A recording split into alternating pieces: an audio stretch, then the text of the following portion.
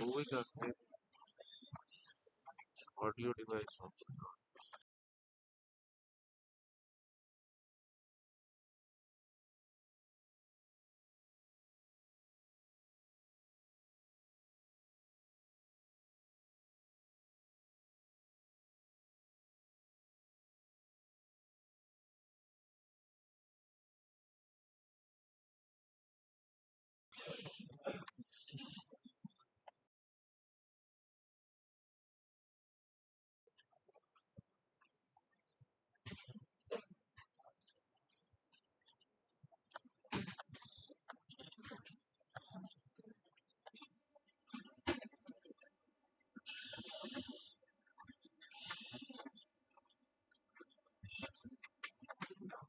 देख लाइव हो गया audio audio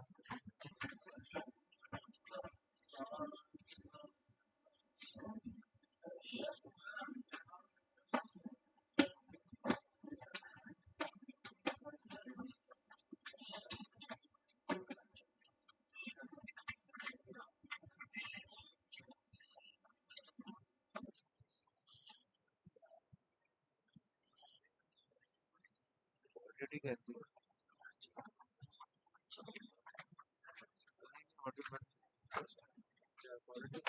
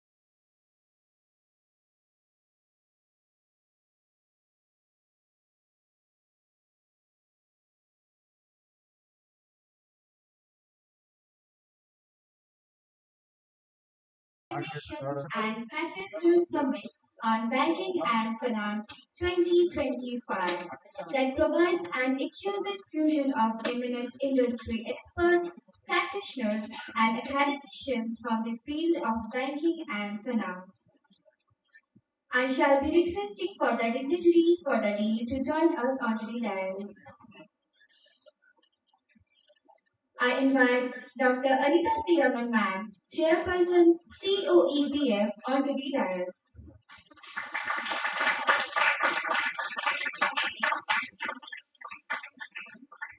I also welcome Professor Tamakoti Reddy Sir, our esteemed Vice Chancellor in charge, IFHE, onto the dais. Dr. Tamakoti Reddy Sir is the Vice Chancellor in charge of the IFHE Foundation for Higher Education, Hyderabad. As a distinguished academician, he is widely recognized and honored with the prestigious N.J. Yashashvi Apollo Hospital Best Teacher Award and Best Teacher Award by IPSBF. I request CA P. Sambhamurthy sir, the former chairman and managing director of Corporation Bank, to please join us on the dais. Sir has also served as director and CEO of IDRPT and served on NPCI board as RBI nominee. He had also been appointed as independent director of financial market infrastructure organizations like Clearing Corporation of India, NSDL, and Insurance Information Bureau of India. Ladies and gentlemen, please put your hands together and join me in welcoming our beloved Chancellor of IFHE, Padma Vibhushan, Dr. C. Rangarajan sir, onto the dais.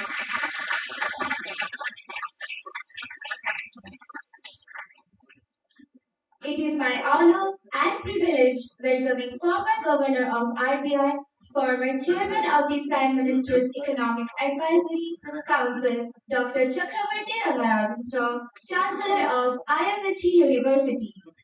Sir is a leading economist who has played a key role both as an academician and as a policymaker in India. Currently, he is the chairman, Madras School of Economics, and president, C.R. Rao Advanced Institute for Mathematics, Statistics, and Computer Science. Previously, Dr. Rangarajan has held several important positions, which also include member, Planning Commission, and chairman of the 12th Finance Commission. He was also governor of the undivided Andhra Pradesh and was a member of the Rajya Sabha. Dr. Rangarajan was the president of IEA in 1988 and was again honored as the president of the centenary year 2017. He was also president of the Indian Econometric Society in 1994. Sir has received several prestigious awards. Notable among them are Honorary Fellow of the Indian Institute of Management, Ahmedabad, Alumni Award for Outstanding Leadership by the Wharton India Economic Forum, and Finance Man of the Decade given by the BMA. In recognition of his distinguished service to the country, the President of India honored him with the Padma Vibhushan in 2002. He was part of the team which launched the liberalization reforms in 1991. In 2020, Dr. Rangarajan received the Professor P.C. Mahalanobis National Award for Lifetime Achievement in Official Statistics. In 2021, Dr. Rangarajan received the Professor C.R. Rao Centenary Gold Medal. Sir has written extensively in professional journals at home and in abroad. He is the author of several books, including the famed Folks in the Road, My Days at RBI, and Beyond. I now invite the keynote speaker, Mr. Rajesh Bansal sir, founding CEO of Reserve Bank of Innovation Hub, onto the dais. Over 3 decades, Mr. Rajesh Bansal sir led and scaled some of the world's most consequential digital public infrastructure systems, transforming how hundreds of millions access identities, payments, and credit. His work spans digital identity, interoperable payments, AI-driven fraud intelligence, open finance, and central bank digital currency frameworks, with globally relevance across mature, emerging, and frontier markets. As the founding CEO of Reserve Bank Innovation Hub, Mr. Bansal built the organization from ground up and steered high-impact platforms such as the Unified Lending Interface, a next-generational digital credit infrastructure, and Mule Hunter AI, one of the earliest national-scale AI models for advanced fraud detection. These systems are now reference points for regulators, multilaterals, and financial innovation agencies globally. Earlier, as part of UIDAI's founding leadership team, Sir helped design critical components of the world's largest digital identity and payments ecosystem, now widely referenced and adopted globally for digital transformation. Now I request Money Matters Club members to welcome the dignitaries.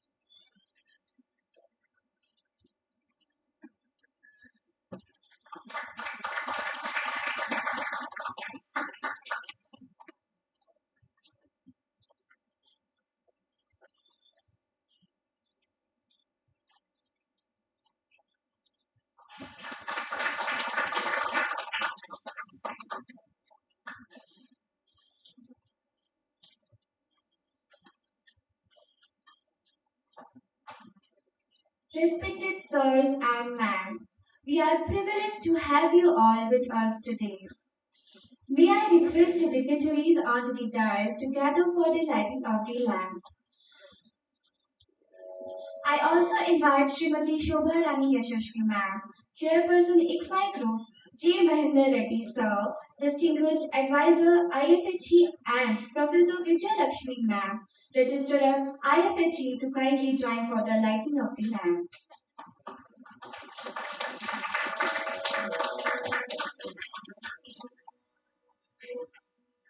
Asato ma satgamaya tamaso ma.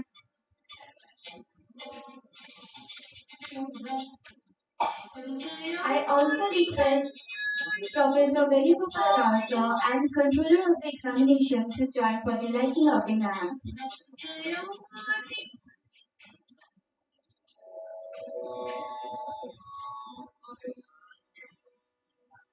Asato ma satgamaya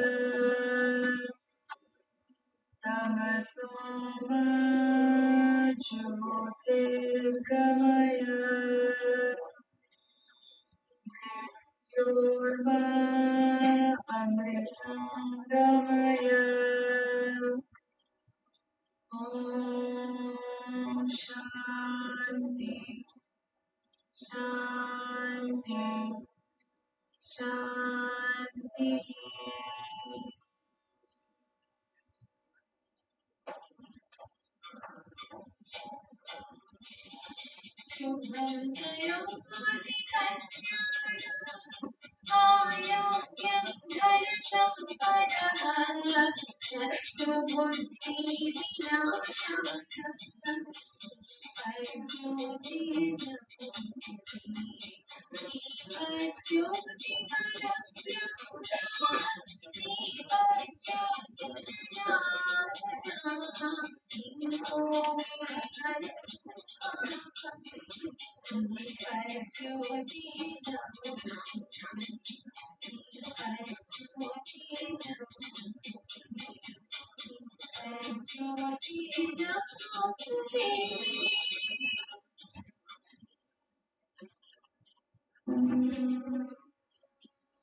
शुक्लाम्बरधरं विष्णुं शशिवर्णं चतुर्भुजं प्रसन्नवदनं ध्याये सर्वविघ्नोपशान्तये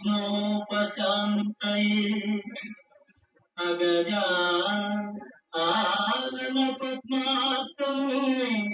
गजाननमगर्निशम् अनेकदन्तम् अत्तानाम् एकदन्तमुपास्महे एकदन्तमुपास्महे.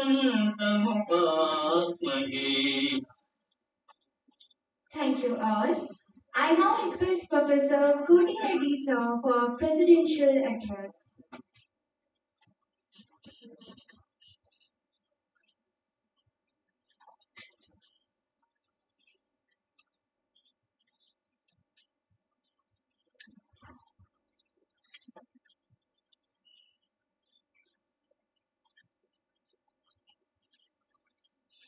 Respected Honorable Chancellor Dr. C. Rangarajan, Madam Srimati N. Shobharani Visheshri, Chairperson IFHE Society, Shri Rajesh Bansal, Founder CEO RBIH, Shri B. Sambhamurthy garu, former CMD Corporation Bank, Professor J. Mahendra Reddy, Senior Advisor IFHE Group, Registrar, Directors and Deans of the Constituent Units of IFHE, faculty colleagues, students, members of the media, good morning to you all.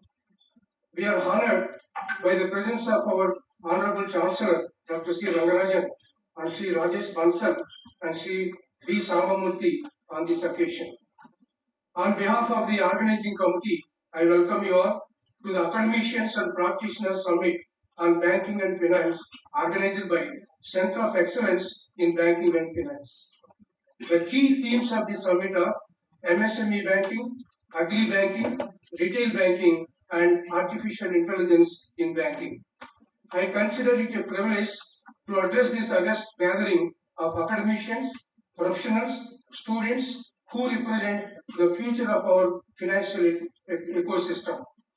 Themes such as MSME banking, agri banking, the retail banking, and artificial intelligence in banking are highly relevant in today's financial ecosystem, especially in the context of economic development, financial inclusion, and digital transformation. MSME banking is crucial for economic growth and employment generation. Agricultural banking supports the farmers and rural economies, which are the backbone of many developing economies. The retail banking focuses on individual customers and households. Artificial intelligence is transforming how banks operate and serve the customers. The IT, the defects, fraud, strengthens cybersecurity and enables data-driven decision making and predictive analytics. Together, MSME banking, agri banking, retail banking, and AI in banking form the foundation of a modern, inclusive, and a resilient banking system. MSME banking, retail banking, and agri banking have shown substantial progress in India through policy support, ecological innovation, and financial inclusion initiatives. However, challenges such as credit risk, non-performing assets, financial literacy, and operational inefficiencies continue to affect their effectiveness.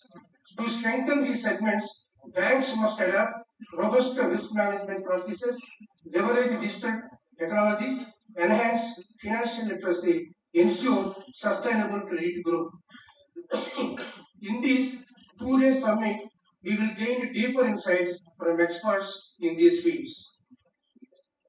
About Centers of Excellence at IFHE Foundation for Higher Education, Hyderabad. Centers of Excellence are vital to multidisciplinary university. The IFHE Foundation for Higher Education was emerged as a multidisciplinary university. So it is very much important to promote Centers of Excellence because they serve as dynamic hubs that promote innovation facilitate cutting-edge interdisciplinary research, and bridge the gap between academia, industry, and government to solve the complex real-world problems. The IFHE Foundation for Higher Education has 17 centers of excellence across management, technology, law, and social sciences, focusing on key areas like banking and finance, digital transformation, cyber security, data protection, intellectual property rights, innovation and startups, women development, environment and forest laws, corporate and commercial law, Indian knowledge systems. The centers of excellences at IFHE Foundation for Higher Education focus on achieving leadership in niche areas through industry-academia collaboration, driving innovation, upskilling, research in emerging technologies, developing new programs, boosting economic growth by commercializing research and fostering startups, enhancing IFHE Foundation for Higher Education's global standing. All these years, the IFHE Foundation for Higher Education centers of excellence are progressing in terms of specialized research, industry alignment, skill development, tangible outcomes like patents and publications. The Center of Excellence for Digital Transformation under IFHE Foundation for Higher Education conducted various projects such as digital transformation of street vendors, digital transformation for micro and small medium enterprises, DigiScale, etc. These projects were in collaboration with Friedrich Ebert Stiftung, a German foundation. The Center of Excellence for Digital Transformation launched a course titled Managing Digital Transformation as an elective in the third semester of MBA program. From the center, 2 books and 1 research paper in Scopus Q2 has been published in 2025. The Center of Excellence in Robotics and Advanced Manufacturing at IFHE Tech promotes interdisciplinary research and organizes workshops, faculty development programs, expert lectures, and international conferences in emerging technologies. The Center of Excellence in Robotics and Advanced Manufacturing plays a key role in aligning academic research with industry 4.0, 5.0, and sustainable manufacturing initiatives. Center of Excellence in Blockchain Technologies at IFHE Tech has contributed significantly through Scopus indexed publications, edited books, and international book chapters. The Center of Excellence focuses on fostering collaboration with reputed institutions and industry partners.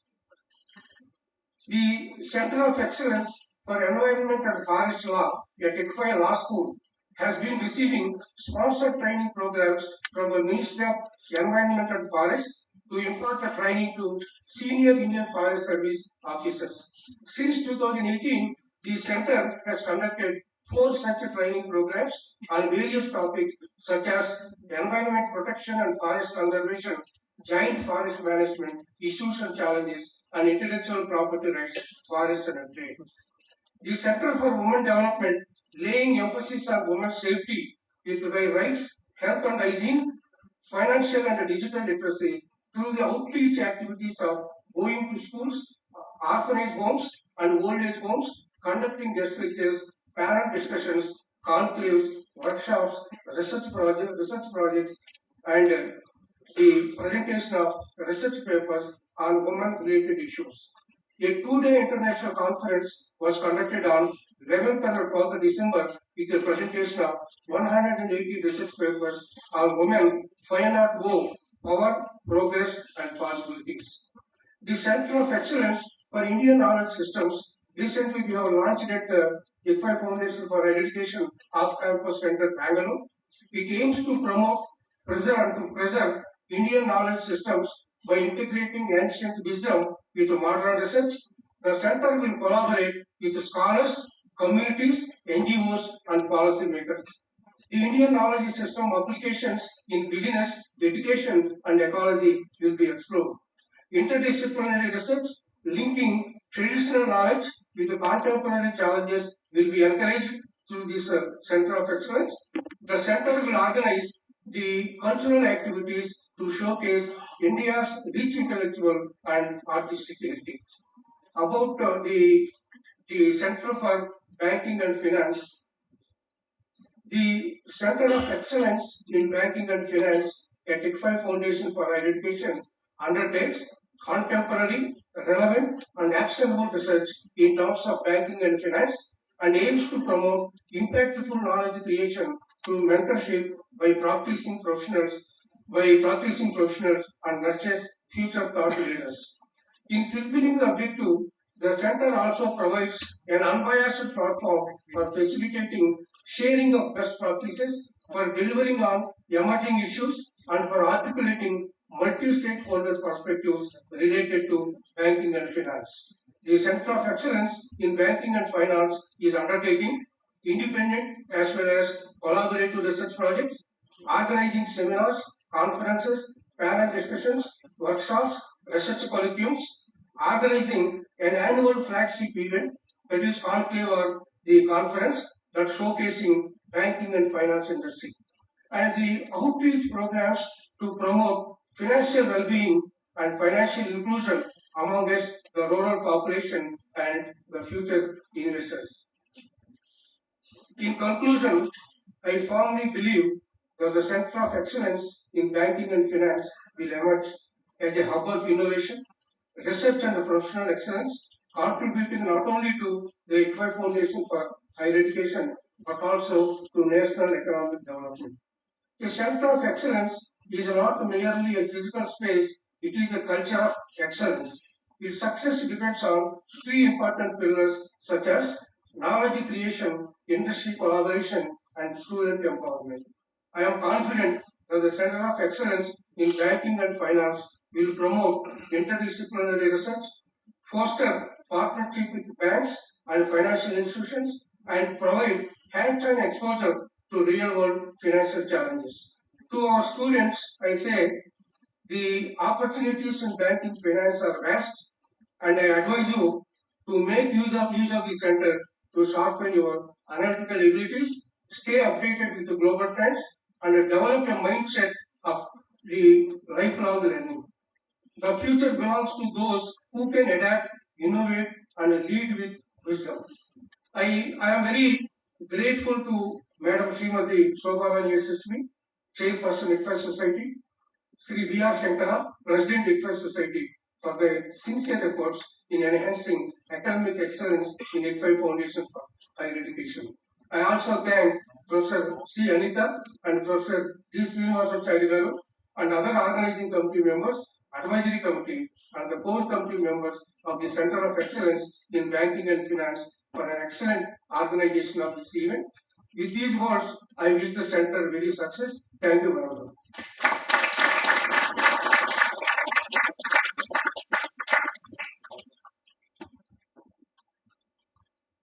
Thank you, sir. Now I request Anita ma'am to talk about the themes of the summit.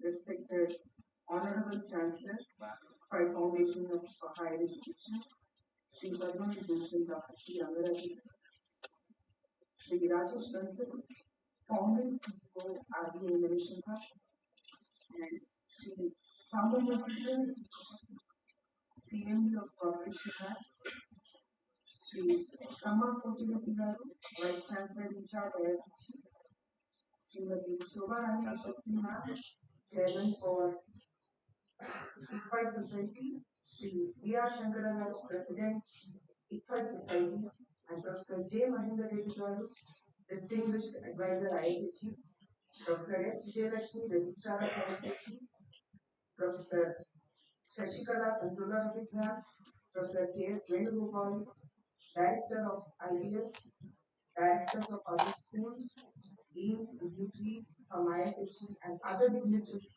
and guests who have joined us online, my dear colleagues of IBS and IFHE, my dear students and friends, a very warm good morning and welcome to all. We are honored to have your grateful presence on this occasion.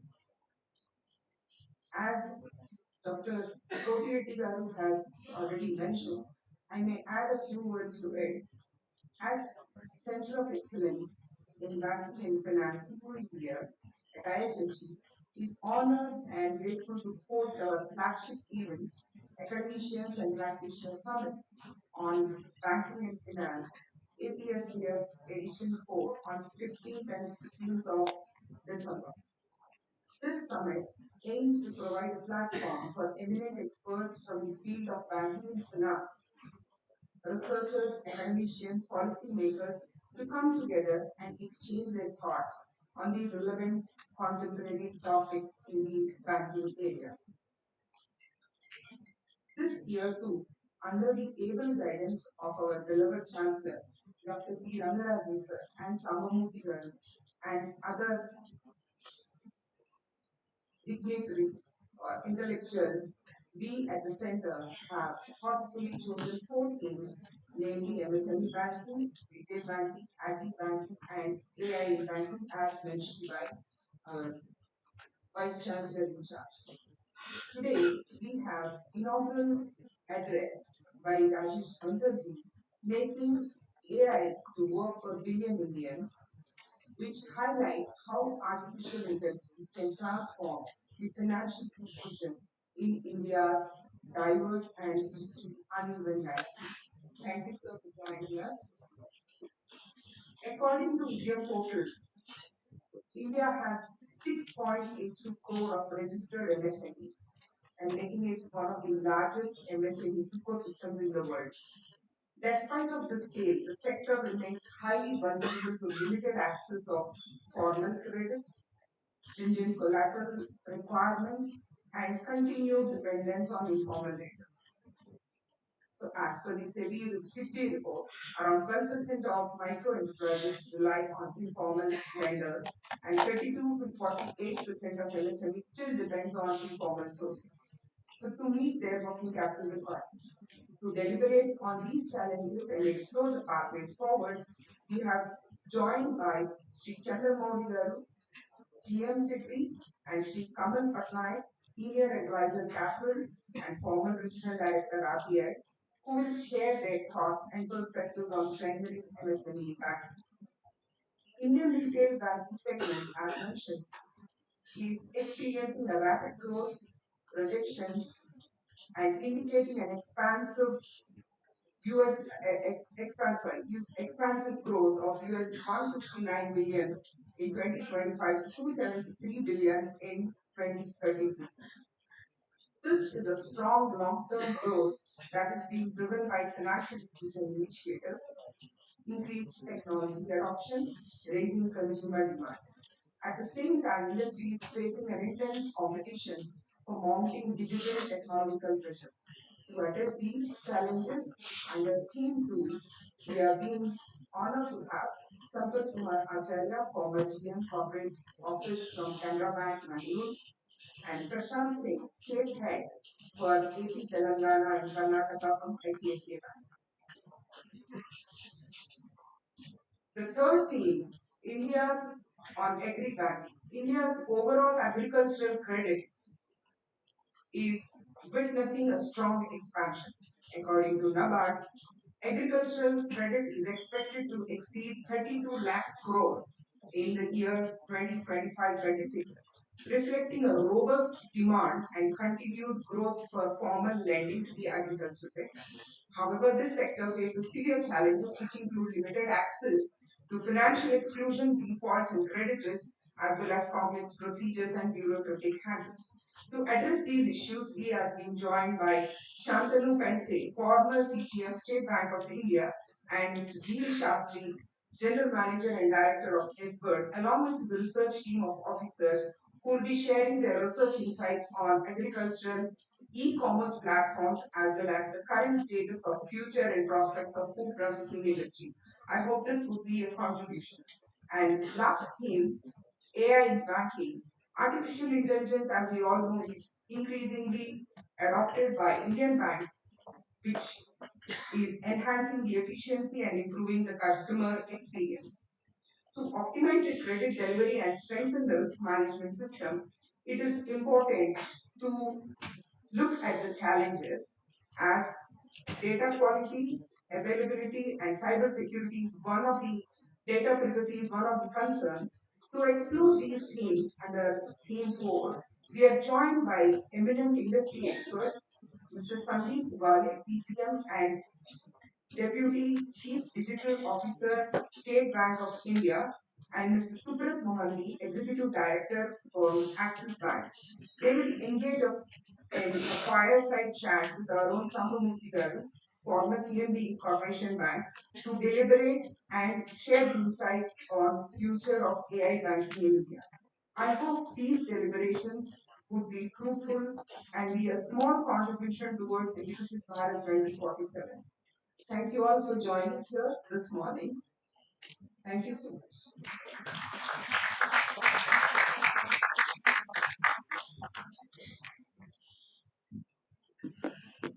Thank you, ma'am. Now I request Honorable Chancellor Sir to deliver the inaugural address. So please.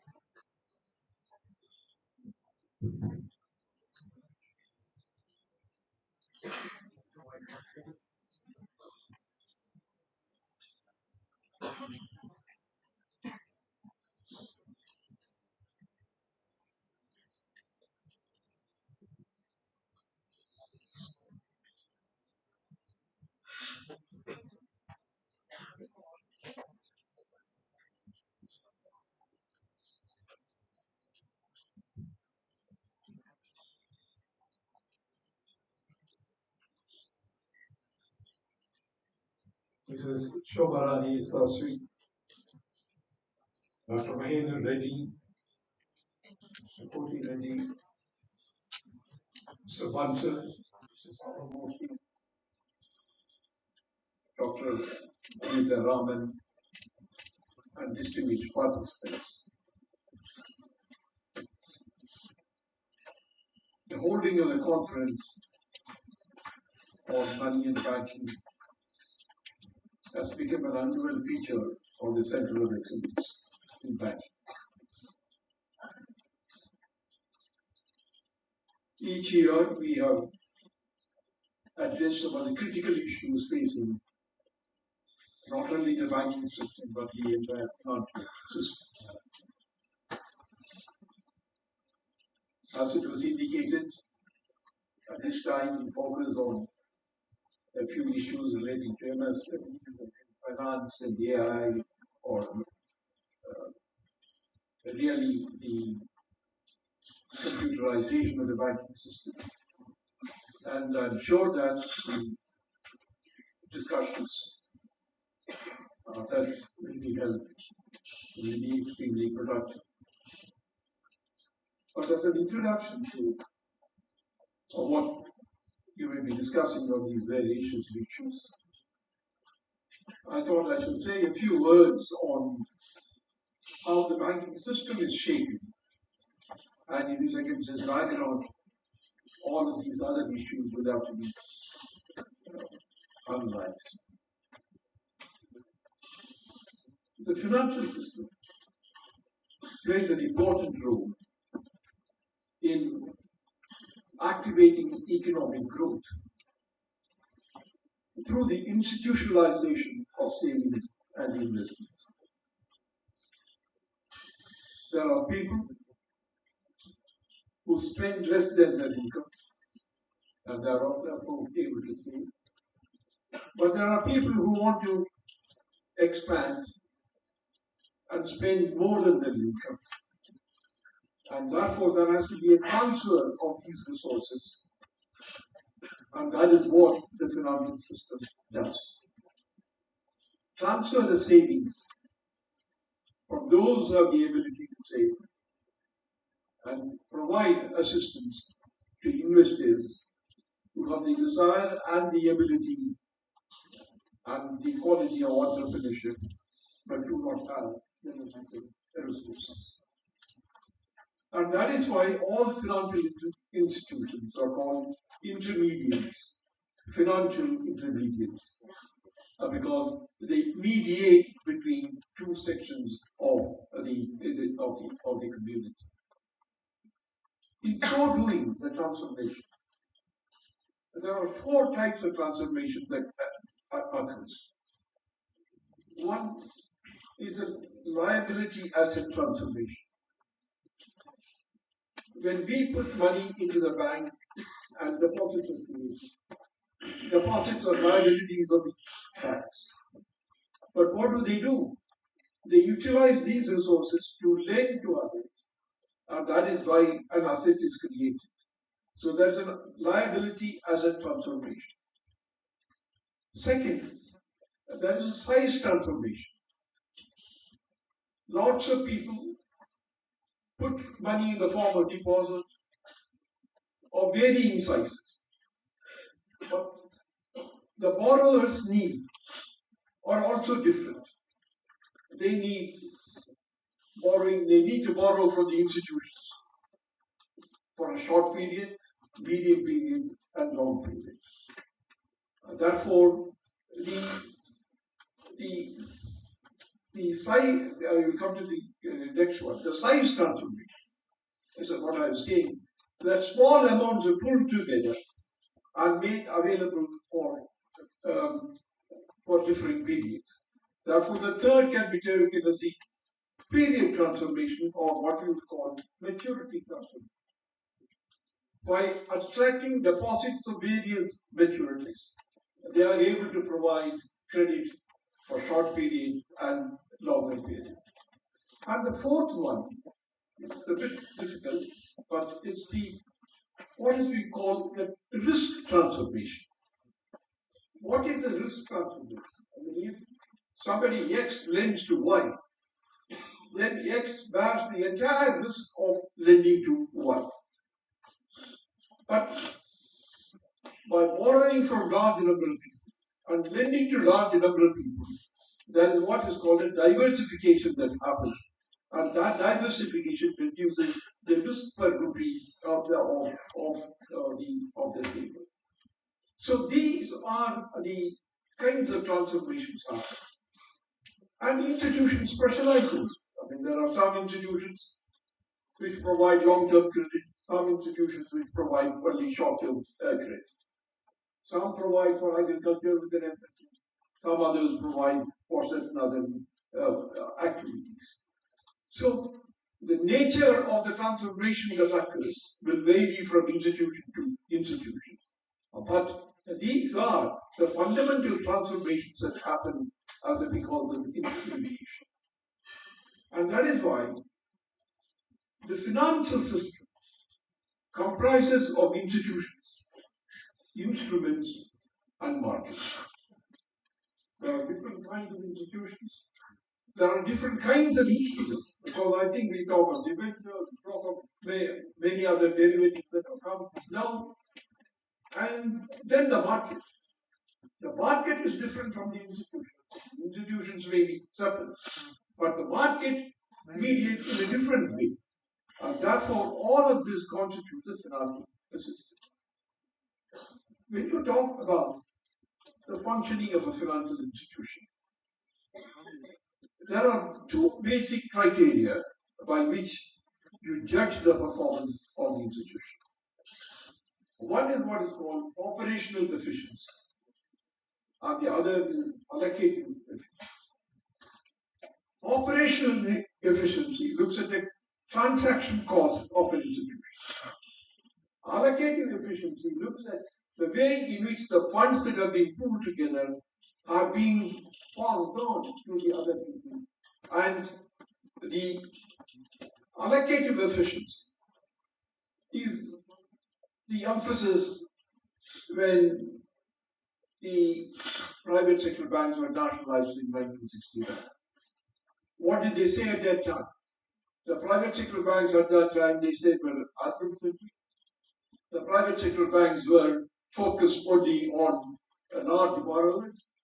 Therefore, this must change, and that is where the allocative efficiency comes and spread among various activities and not focus on only limited areas. Operational efficiency is essentially is a criterion to find out how well an institution operates. Now, there are many ways in which you do that. For example, people talk about interest margin. What is the interest margin? When the banks collect deposits, they pay at a particular rate of interest. And when they lend, they charge a rate of interest. The difference between the two rates of interest is what is called the interest margin. Now, the interest margin should not be too wide. Then that means the banks are not very efficient. So similarly, so the point is that if you want to judge the institutions in terms of how well they operate in terms of performing the intermediation at the minimum cost to the borrowers. Now, this are the broad considerations in which you measure a financial system. I will take 10 or 15 minutes to simply tell you a little bit about what is the size of the banking system now. Now, is the banking system facing enough competition within and from outside? Not only within the banking system, but also with other institutions. So the issue is that as the financial system grows, what will be the role of banks? For example, it was said that in the overall credit needs of the country, 73% of the credit needs is met by institutions regulated by the Reserve Bank. This includes commercial banks of various types, and non-bank finance companies, and a few other institutions. Within the 73% of the credit coverage, banks alone cover 53%. So that is why the banking system becomes extremely important. But you will also see in the more recent period, there is competition coming. And therefore, that competition essentially reduces the size or the market share of the banks. For example, in the case of mutual funds, you always measure it in terms of assets under management. 5 years ago was 27 lakhs crore of rupees, and it came to 65%, having a growth rate of 140%. In the case of commercial banks, if you look at deposits, it was 139 lakh crores, and it has become 225 lakh crores deposits alone, not looking at the borrow, then it will be almost double of that. And that is 61%. So 61% is the growth rate of banks, whereas 140% is the growth rate of mutual funds. Now, while analyzing this, we will have to bear in mind one thing. The base of the two are different. The commercial bank's base is very wide, and therefore the rate of growth cannot be the simple criteria. But the fact remains that mutual funds have emerged a good competitor to the banking system. The mutual funds, as you all know, are institutions in which you put your money and ask them to manage in investing in shares or debentures, and the rate of return that you can get is compared with the rate of interest that the fixed deposits will give us, and therefore the mutual funds have emerged as a good competitor to the banks. Look at it the other way around, or differently, not other way around. We estimate the savings of the economy. Let's say when we estimate the savings of the households, we divide them into two. Savings in the form of real assets and savings in financial assets. Because most of us do not go and invest, as I said earlier. So you invest it in bank deposits, or you invest it in shares and debentures, or you invest it in mutual funds, insurance, and so on and so forth. So when we compute the savings of the country, particularly in the households, we look at savings that are made in real assets. That is what. As far as households are concerned, what is that? Only housing. So people, when they have money, they can invest in houses. Or you can put it in the financial assets. Now, the point is that I think the point that I wish to make is that deposits as a proportion of the financial savings of the households is also coming down. It was 50%, and what happens is in the proportion of financial savings, bank deposits were important. They were almost equivalent to 50% or a little more. Now it has come down to 40%. At the same time, the investments of the households in shares and debentures, it used to be, I think, 5% or 5.4%, and that has become 8%. So what the banks lost is made up by what they do in shares and debentures. So all these things does indicate that there's a competition, and therefore if banks have to prove useful to the households and others, they must watch, and they must at the same time be able to provide the households with the kind of assets and the rate of return they like.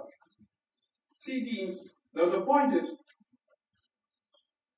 recently there was an announcement, not announcement, there was information that was available, that retail NBFCs are growing at a faster rate than the banks. In the April-September of the current year, 25-26, the rate of growth of the retail NBFCs. But when I say the retail NBFCs growth, what does it mean? The loans provided by the retail NBFCs has grown at 16.6%, but whereas that of the commercial banks is 11.7%. There's one more area which we may also be discussing. I think we discussed earlier also in one of the conferences. What are they called? Fintechs. The fintechs are almost competitors to the banks also. In fact, in the US, Amazon is a competitor to the banks. And therefore, there are other institutions which are also providing credit and other savings instruments also. The fintechs are prominent in the digital payments, and there are reports that in terms of the digital payments, the fintechs do far more work and far greater growth than the banks. So let me summarize to say that the banking system is a critical part of the financial system. As I said, about 73% and the banking alone is 53% of the system. There are competitors, and therefore the market share, if you look at the financial system, is coming down. But this is to be expected in such a way, because the expansion of financial institutions of the different types will naturally happen. The second question that you might want to ask is, how is the health of the commercial banking system? If you look back, 2018, I think was the lowest point, when the gross non-performing assets of the banking system was 11.8%, very high. That gave rise to a lot of concerns. and the net NPAs was 5.5%. And as of March 2025, the gross NPAs of the banking system is 2.3%. There's a big change from 11.8% to 2.3% in the right direction. And the net NPAs are 0.5%. Therefore, there is, I will come back to the some clarification of some of these, of how this has happened. But the fact is that the non-performing assets of the banking system has come down very substantially. And that speaks for the improvements that have been introduced in the functioning of the banking system. And the return on equity is 13.6%. All of these point to the growing, the better health, so that you say, of the banking system.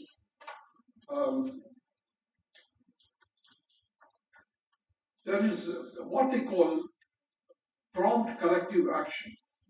That is, the Reserve Bank of India looks at the functioning of the various banks, and if they feel that there are some institutions which require to be monitored better, they put them in the prompt corrective action schedule. The earliest time, in 2018, 12 commercial banks were under prompt corrective action.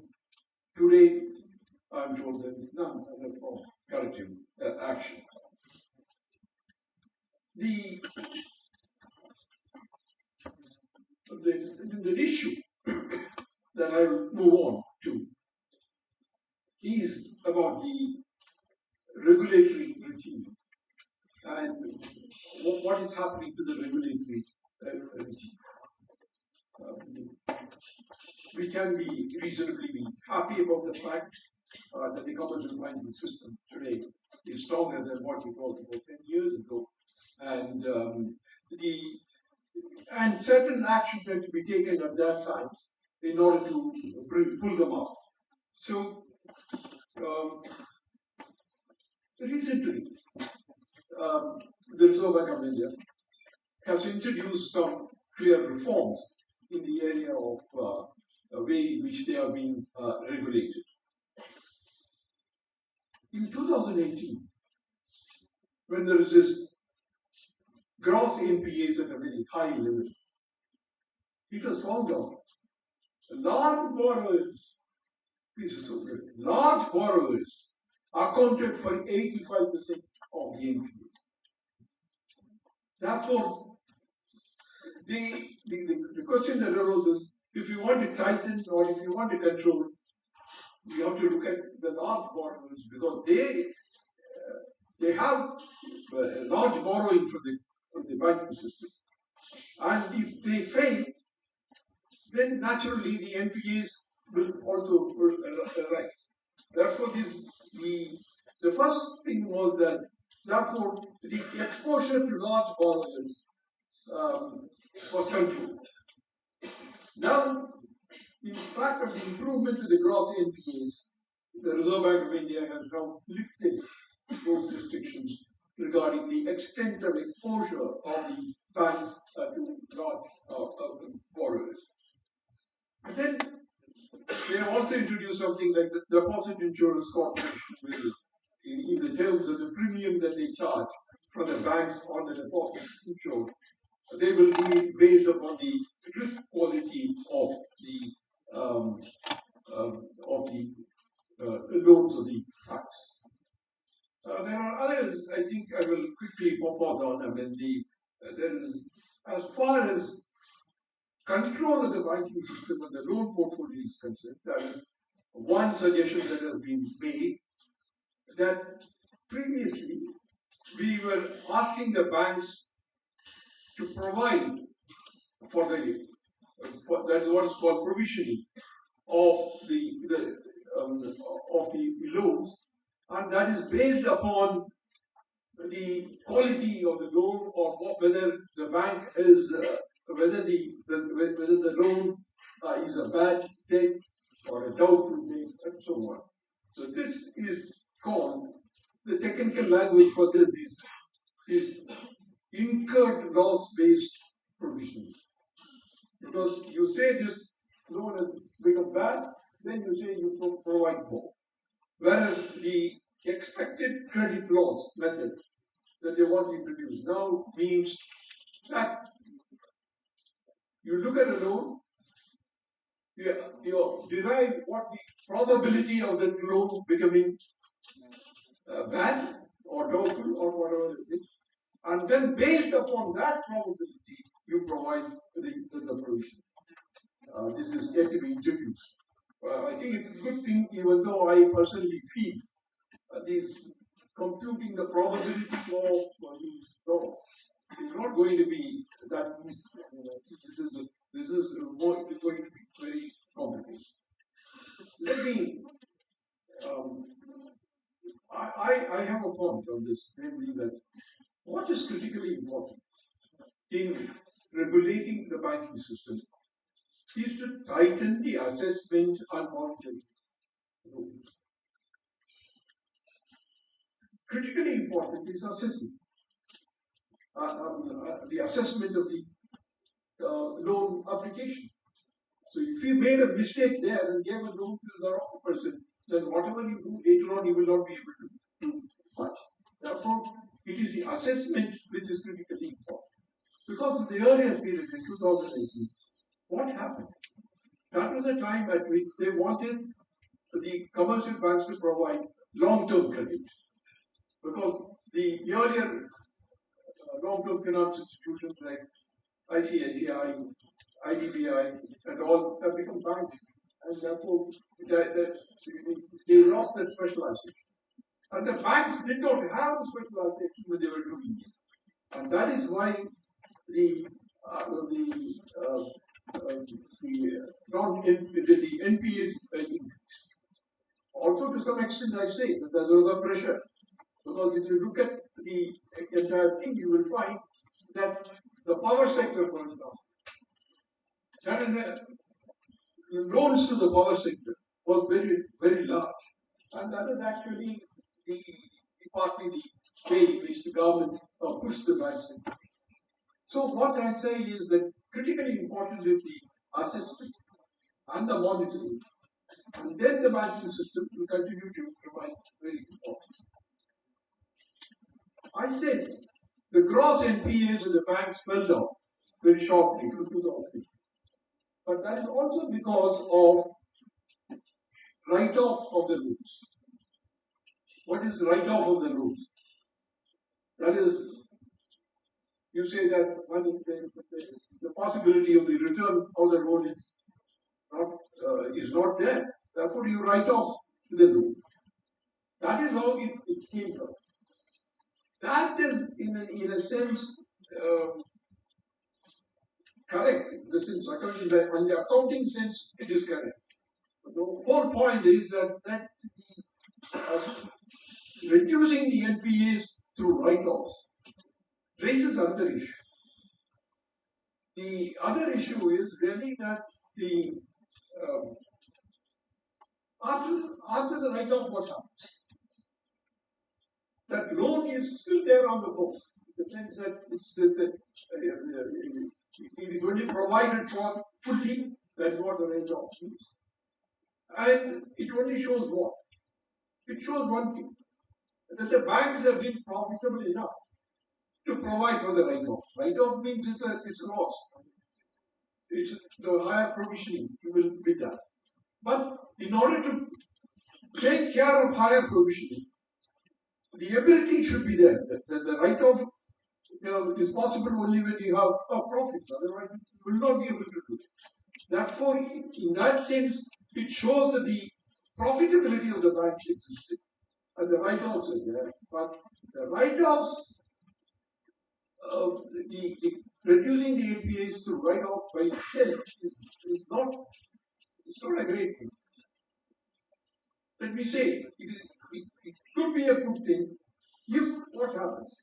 If the recovery is out of the write-offs, I think the calculations show that the recoveries from the write-offs is still very low. I think the write-off, if in 22, 21, the recovery was 14.7 of the write-off. It went up to 27%, but currently they are expecting it to be 34.7%. Well, whether it is good or bad, one will have to judge. That out of the loans you gave, you got only 34% back. I think it's not a big achievement. But the point really is that it is very clear that more emphasis on assessment and write-off needs to be made. I will not take more time, but I will just mention one other point and close.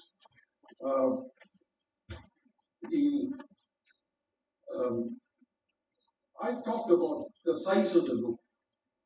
But apart from the size of the loan, what is critically important is who are the people who are getting the top people?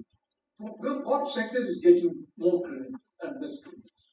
We are going to discuss a little later about MSMEs and agriculture.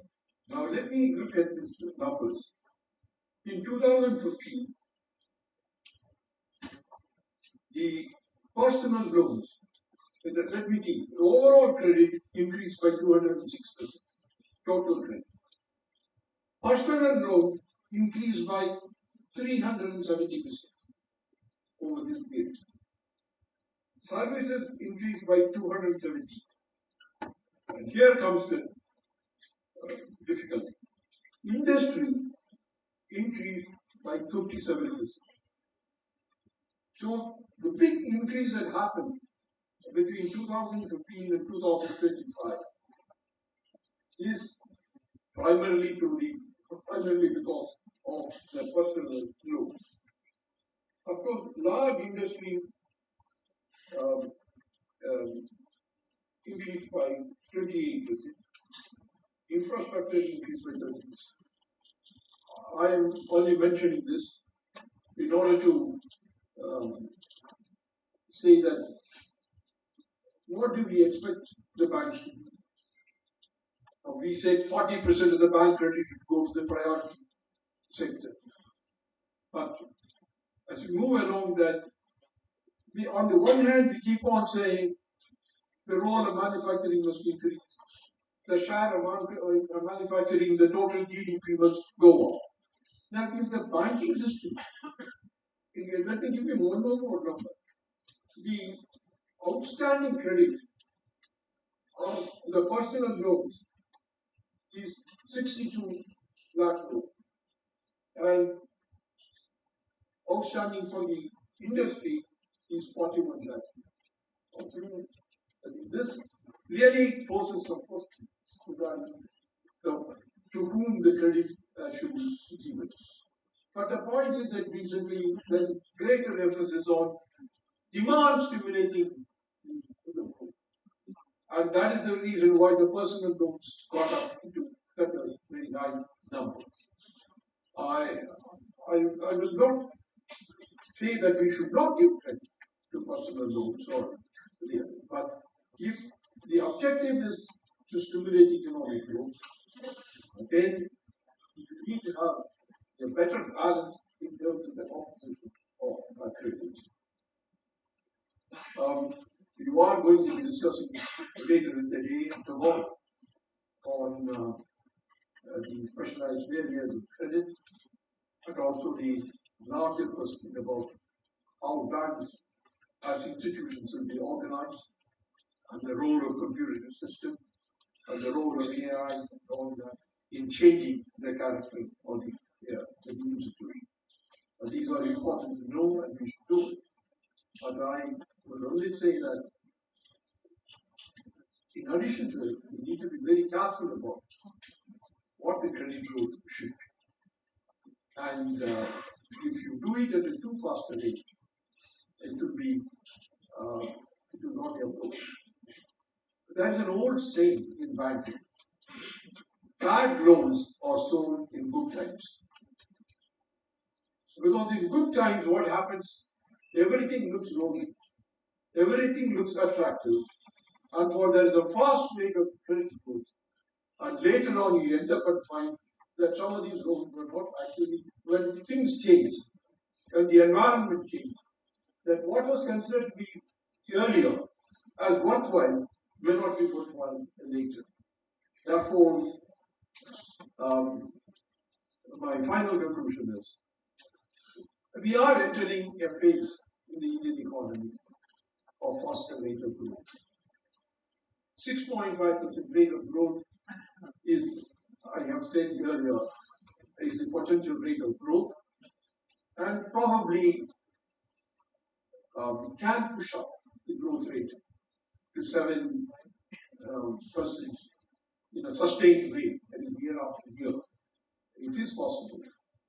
But I think as we enter the new area, as we enter the new phase of faster economic growth, we must also be careful and not let this problem of bad loans being shown in good times that should not repeat, should not happen.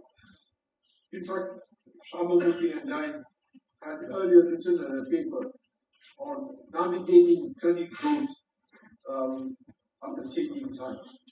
And we had said that the paper that the nominal rate of growth or the expected nominal rate of growth should be the guiding principle for the overall expansion of credit growth.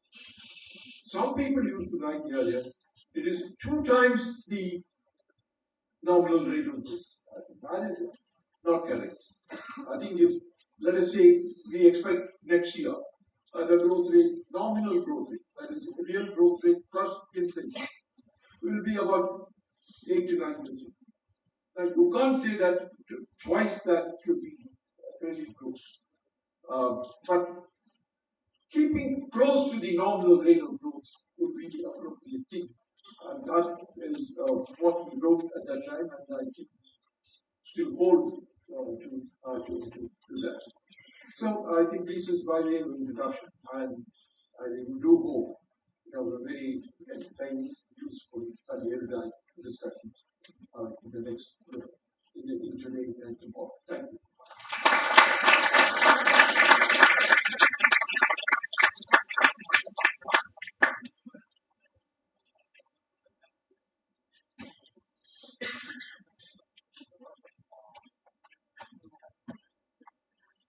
We are very much grateful to you, sir. Thank you. Without further ado, I call upon the keynote speaker, Mr. Rajesh Bansal, sir. Sir, we are eager to hear from you. Welcome, sir.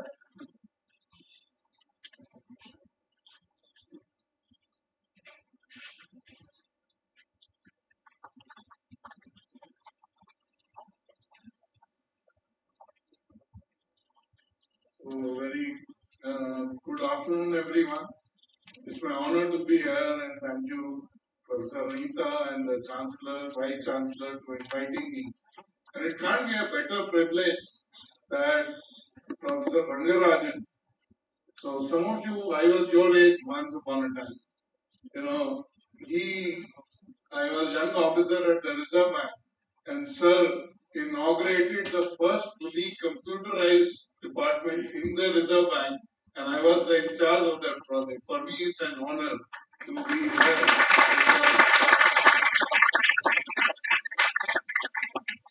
And, you know, when I was listening to Sir, I was reminded I did economics way back. I'll not tell you when. The foundational of economics and banking, which I had forgotten over the years. Thank you, sir, for laying out the ground for my topic and how banking is foundational to economic growth in any country whatsoever. Before that, I want to ask you 3 questions. Please raise your hand. How many of you have been to a bank branch in the last 6 months? I'm sorry, I'm not looking at professors because a lot of us still go to a branch. Any of you been to a branch last 6 months? Oh, hardly less than 5%. How many have used a fintech app in the last 6 minutes, maybe? I mean, come on, all of you use UPI. You can't tell me you don't use UPI. So I should have seen 100% of hands up. I think a lot of you don't realize PhonePe, Google Pay, Paytm is a fintech app. So that kind of explains how the Gen Z and millennials interact with banking and finance. The last question, promise, last question. How many of you, and your professors are in the front row, they may not be looking at you, so don't worry. How many of you want to do a startup for a free? That's it. Come on, I mean, don't worry. Even if you raise your hand, doesn't mean the Professor Anita would say okay.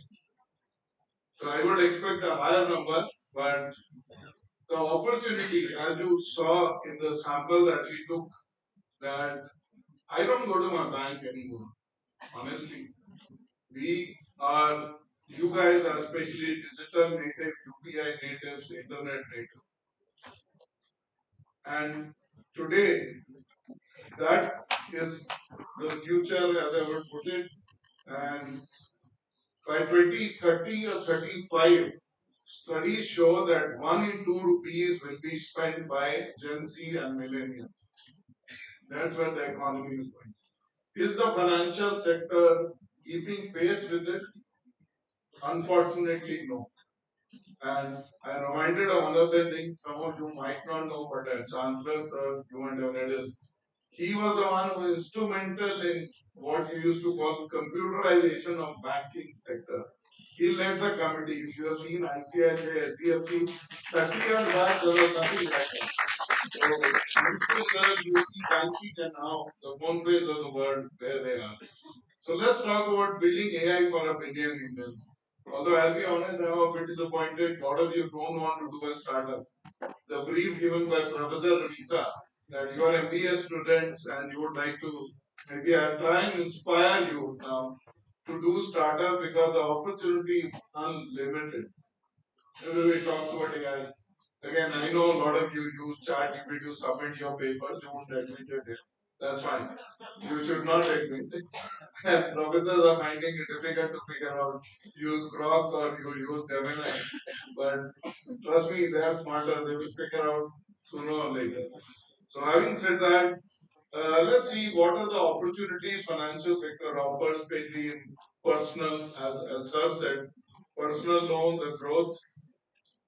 So today, whether it is credit, savings, or payments, which I will try and focus on. I'll not talk too much about insurance and pensions.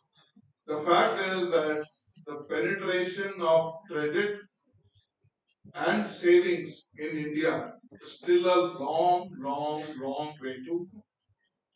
Payments, yes, we are there, but if you look at numbers, we are not there as compared to a country like Kenya. We might like, oh, Kenya, I mean, their income levels are very low. So what? 85% of people, adults in Kenya, use mobile money, instant payments. In India, 35% of it. So while we talk about 20 billion UPI numbers, but let's not just go overboard and look at the gap. How can potentially AI play a role in filling that gap? Is a I have to ask. So you guys know all these numbers, internet penetration, digital native, smartphone, everything exists. But are we leveraging AI enough in India? Unfortunately not. We have done enough research in US employment at Reserve Bank Innovation now. I will give apologies to any bankers sitting in the room. There's a lot of talk about AI, but AI in its true sense is used, barely used by the today's banking system and even the fintechs. If you go under the hood, I use AI, I use 40, dark patterns. If you go and ask, okay, what are the patterns? No, I look at 40 digital parameters to give a cattle loan. So my question to them, a dairy farmer in Anand doesn't even have 40 digital footprints. What are you talking about? But we are becoming data rich, and how can we potentially leverage this? But let's look at some 5 segments of population in particular. One of the first is rural India. They have different challenges. I don't know how many of you really appreciate the challenge rural India has. Because most of you, like me, have been born in Delhi, urban. So the rural India, while RBI has done a lot to improve coverage of basic account, but if there is a problem, they don't know where to. And it is largely, today's banking and finance is even largely or more dominated by English language.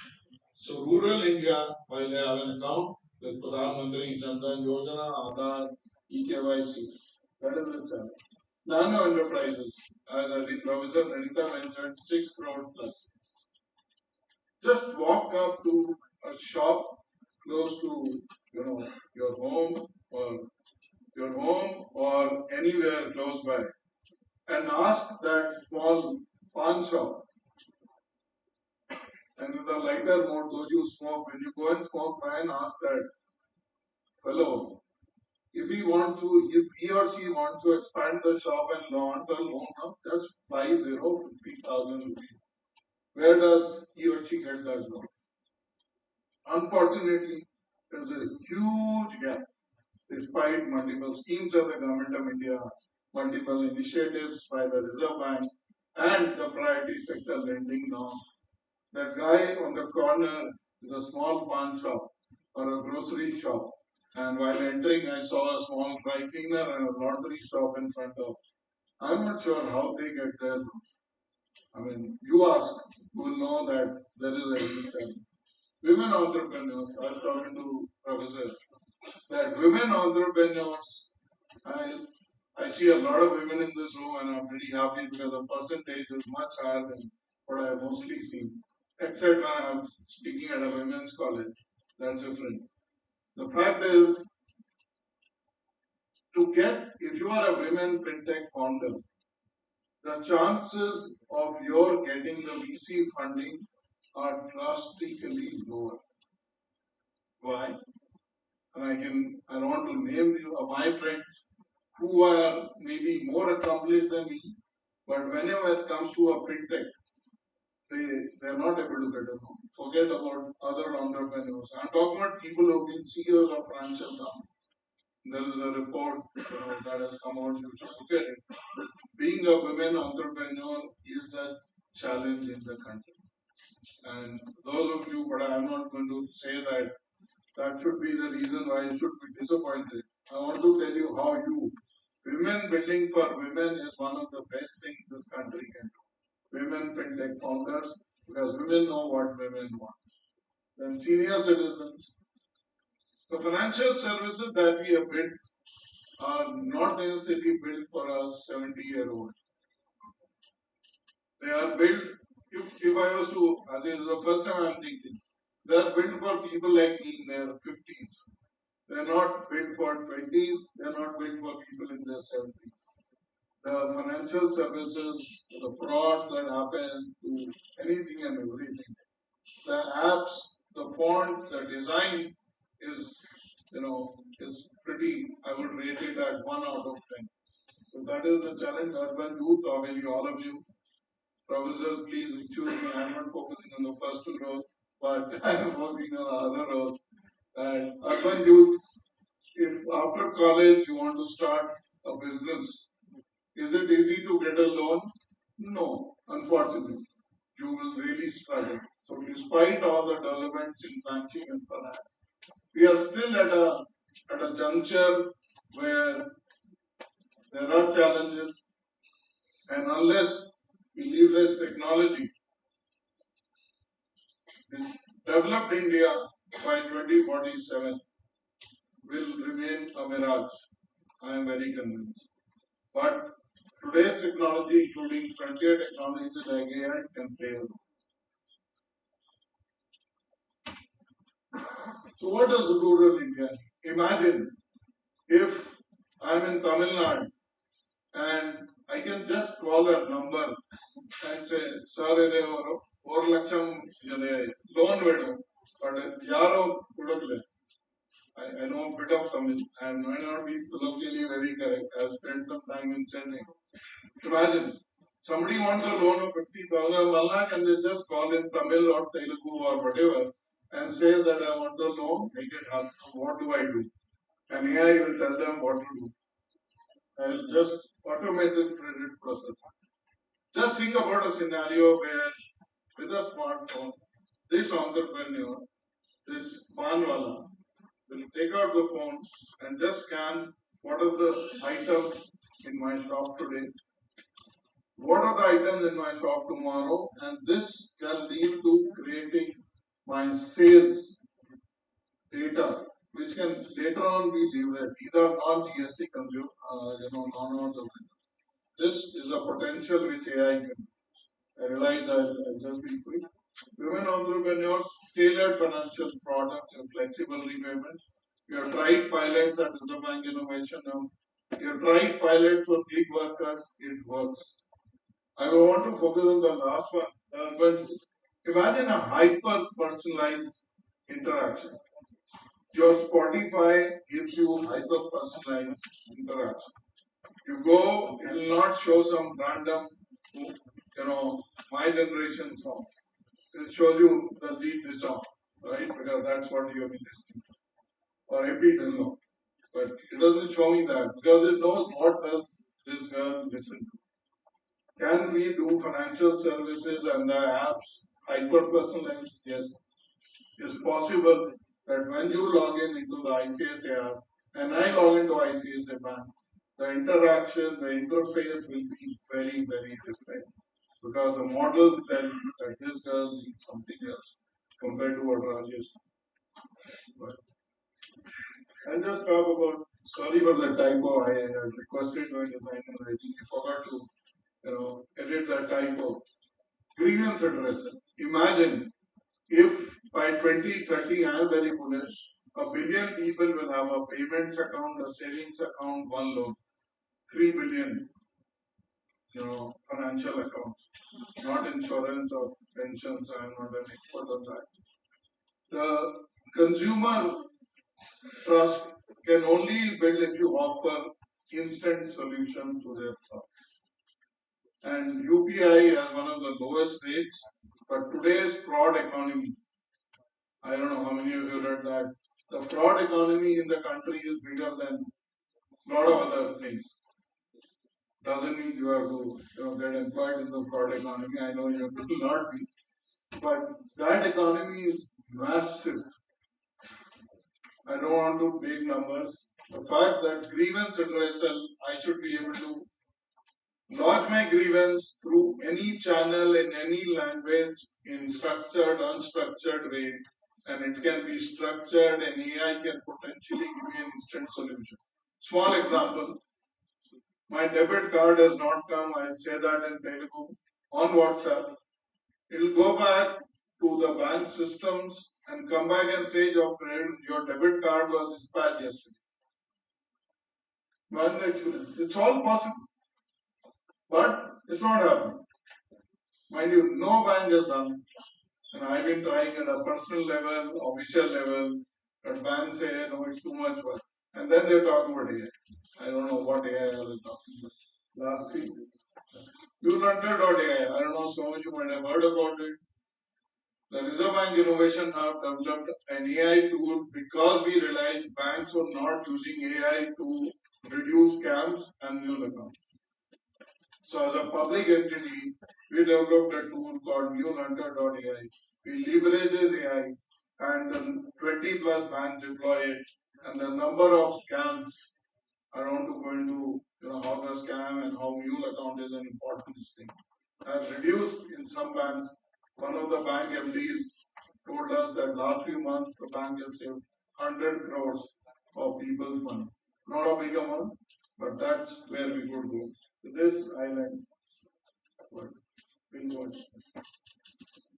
What? I not spend time on this. What? So again, AI, lot of talk about Anthropic to OpenAI to Google to Meta. That's fine. I am personally very invested in what can it do for an arm army, for an ordinary citizen in finance. And the last thing from my side, all of you have a chance to contribute to it, to learn from it, apart from writing papers obviously. And tomorrow build startups which are based. So this is the problem today and it needs to be solved and people like you are going to help in the future. With this, thank you so much. Thank you very much.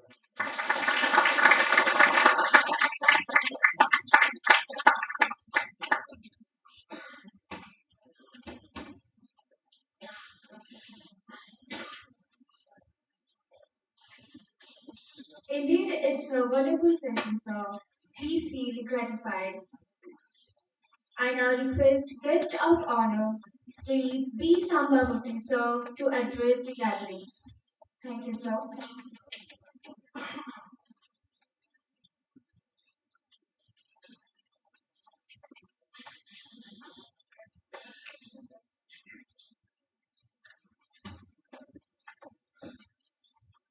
Good morning to you all. Again, it gives me great pleasure to be back for this annual conference of Center of Excellence in Banking. Thanks to Anita, she's keeping up with tradition. I think she made some more improvement. I think last year conference that was she promised that she is going to reach today. And I'm sure I think this is expectation from Dr. Rangarajan. First of all, we need to have an annual conference. Number two, I should collaborate with him to have two opens in the papers. And more importantly, the thing is that the food should come with the I think, sir, your wishes to big. I think they are coming up with this conference that will be shortly. Right. Thank you.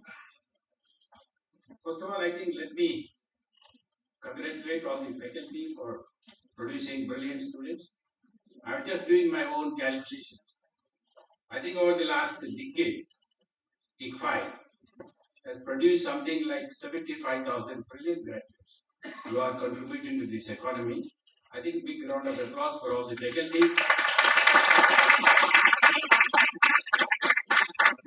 Because I have a play for numbers. When Madam told me 11,000, I would like to multiply by 10 and go back to the decade. So what is important is in the long term what you are doing. Otherwise, we said, we are dead if you don't do that as Kings and etc. So once again, I think I'm very happy. Wherever I go, the IFHE brand is flying high. Because I'm involved with some of these interview boards, I see that they easily just get through. I think they give run for money very well. So I'll do two things. First of all, I have to defend the UPI. I disagree with Rajesh. Of course, both of us were in NTC. UPI was watched. So which side is side? I think I'll come to that later and all. But let me share some experience I had recently. I think 3-4 months ago, I was in an interview panel along with another two people. There was an HR expert, there was a tech expert. I was there as a domain kind of knowledge expert, background in knowledge expert or whatever. One more person was there. So we interviewed about 6 candidates of a lot of shortlisting and all. And then all 3 of us were giving independent marks. And then compare at the end because we don't want group think. That will be unfair to the candidate. So for 2 candidates, I gave 90 marks. The other 2 gave only 55 marks. So we had a lot of debate, we had a lot of argument, we had almost a call. How can there be such kind of difference? I'm just telling you. Fine. So then I asked the HR head who was the assistant. I said, he has answered all the questions beautifully. Do you think the answers are wrong? They said, no, answers are right, absolutely right. And these guys have got 85% marks in their graduation, post graduation. Agree? Do we suspect the marks? They said, no, we don't suspect the marks. So they answered all the questions beautifully. All of them have got in the age of 85 to 90 or 80 to 90. Don't be discouraged if you get 70. 70 is also okay, right? Then he told me, these two people convinced me, then I have to change. He said, these two candidates answered all questions correctly. They got very good marks, but they score very poorly on learnability. Because today we are living in a very fast changing world. We call it VUCA, we call it Gandhi. He said, whatever skill this knowledge he has got, it will be valid only for 3 years. It will be valid only for 3-4 years. So what do we do after 3 years with this guy? So we would prefer a candidate who is only 65% marks, but who has got a high learnability. I asked him, how did you evaluate the learnability? I don't want to get into details, but tell one person. He said, I just asked him, tell me one of the big success stories. So I went on for 15 minutes, beautifully explained what is his contribution of his success. Then the HR had asked him, tell me a story where you are free.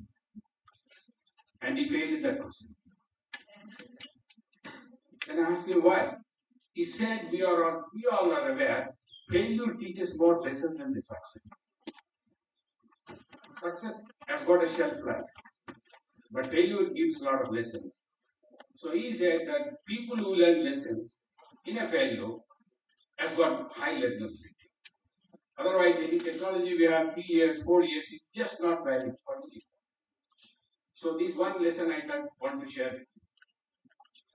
Then the startup, because Mr. Rajesh has started. I was also disappointed I found only 3 hands. But I found all the 3 hands are large ventures. I met one Saurabh when he received me.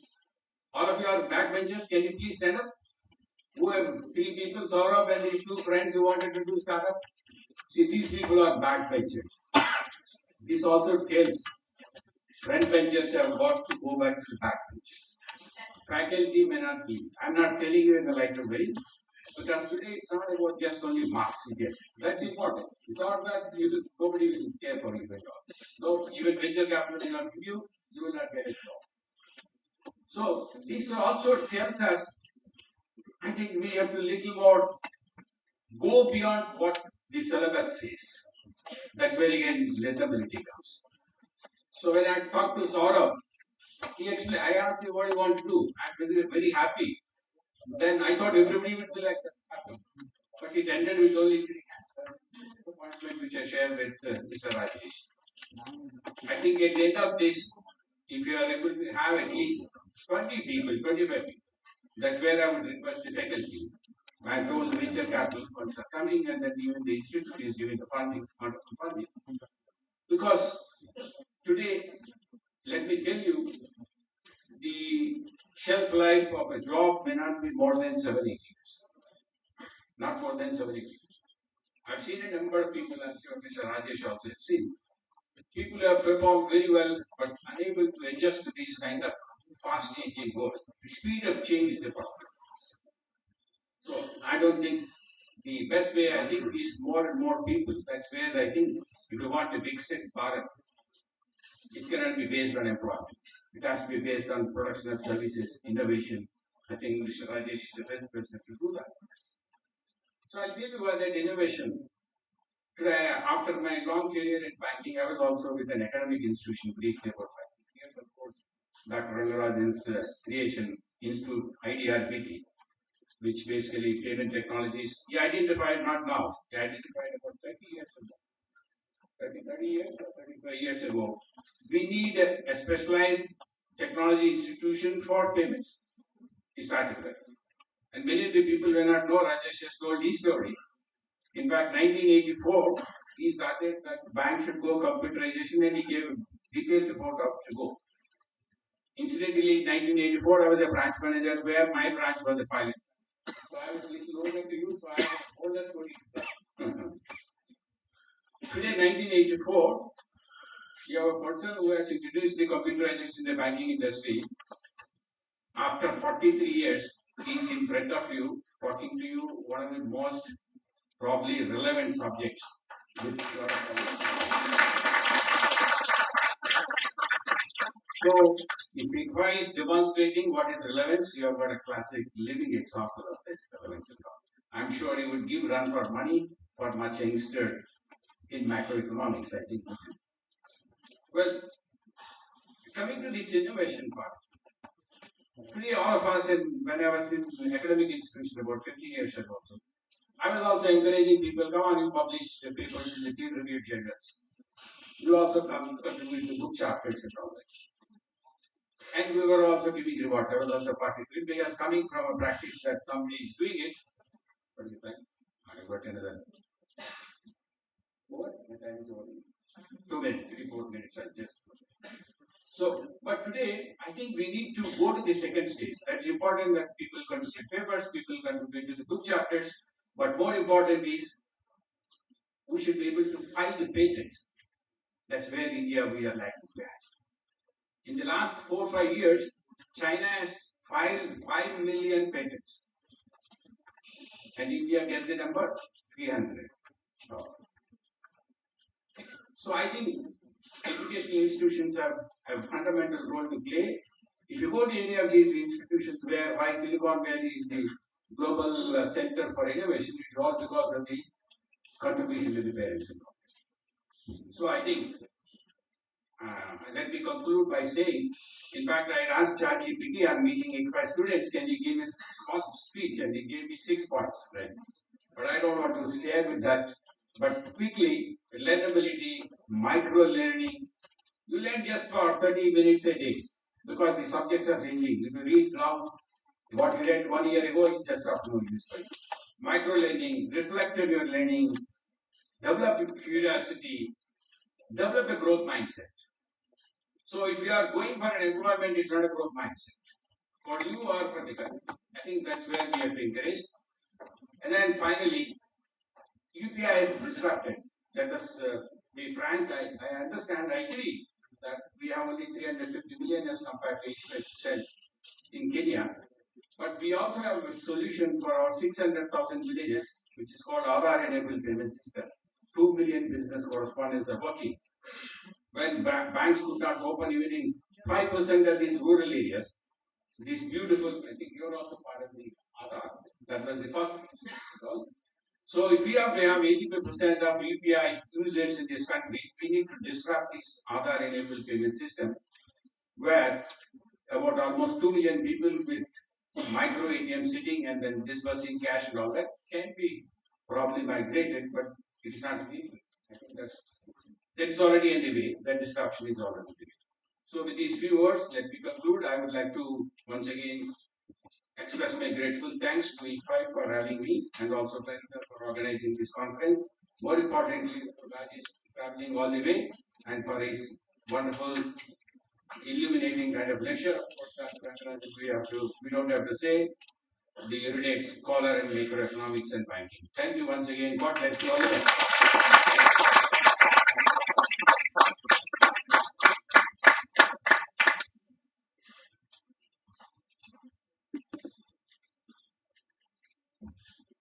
Thank you, sir. Now it's the time for the book release. We request Anita ma'am to take over.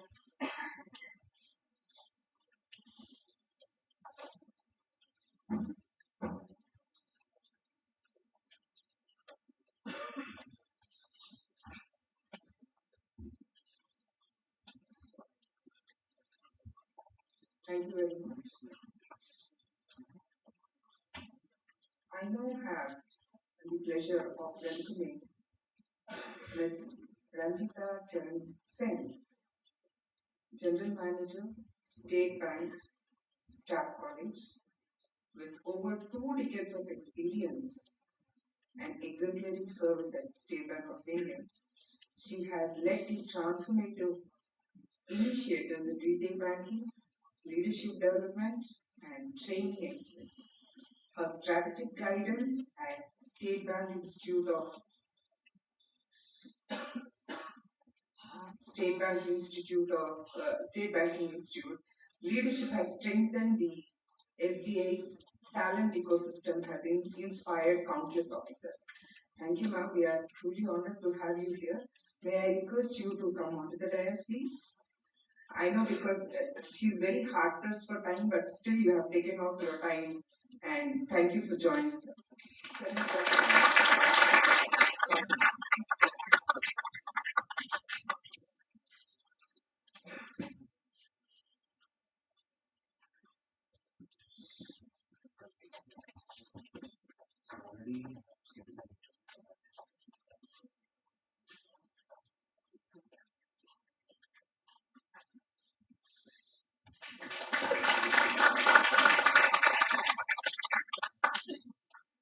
Thank you, ma'am, for joining us. Drawing from the inspiration in the quote, Tamasoma Jyotirgamaya, we at our institution have taken many initiatives to disseminate knowledge and empower stakeholders.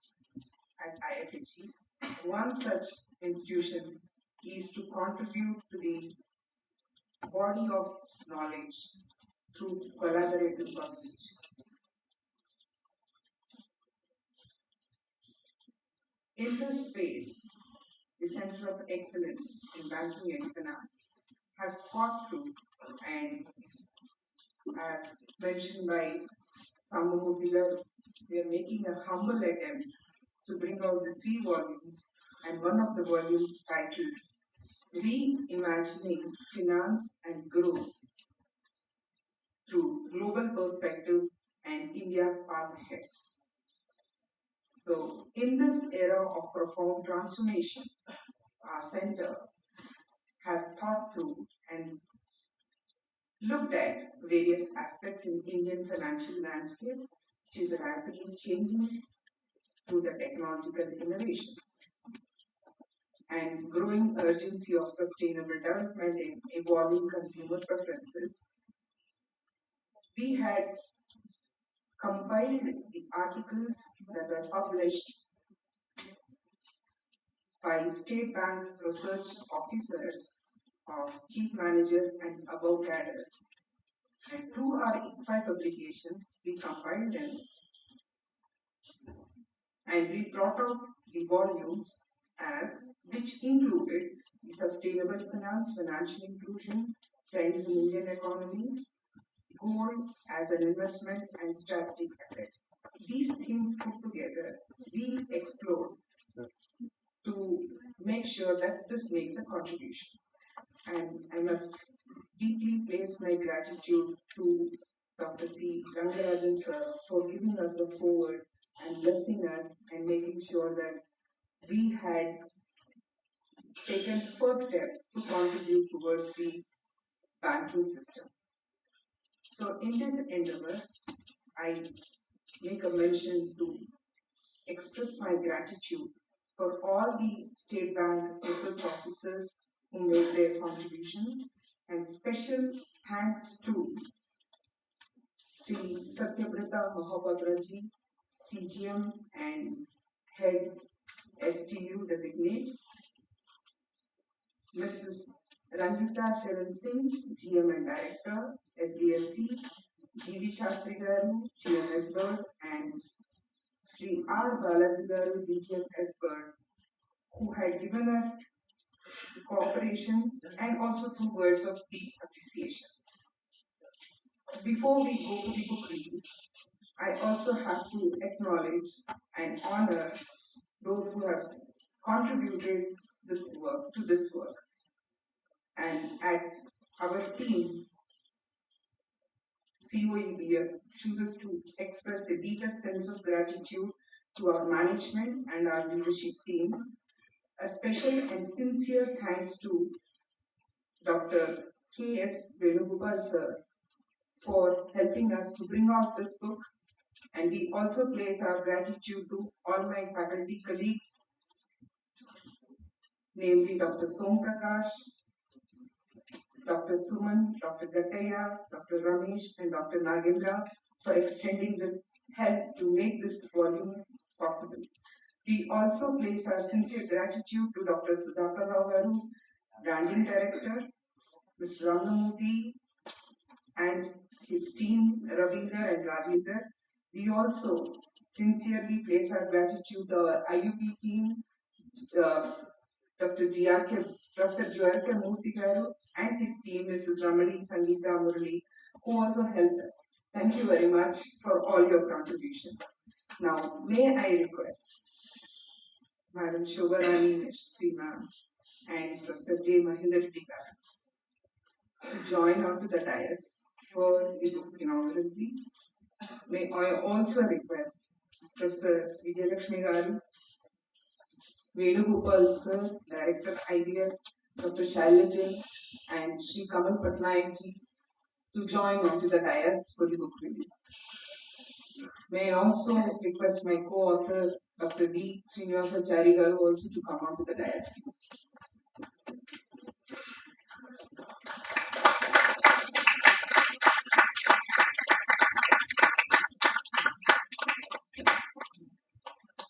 May I request our beloved Chancellor, Rangarajan Sir, to do the honors.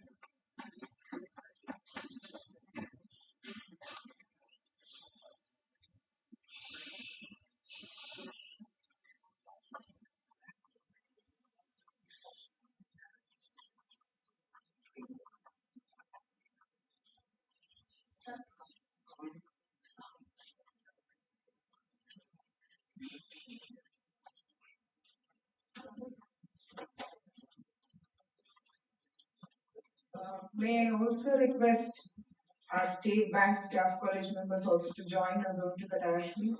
Please come, please come. Dr. Satish Sir, Dr. D.S. Chari Sir.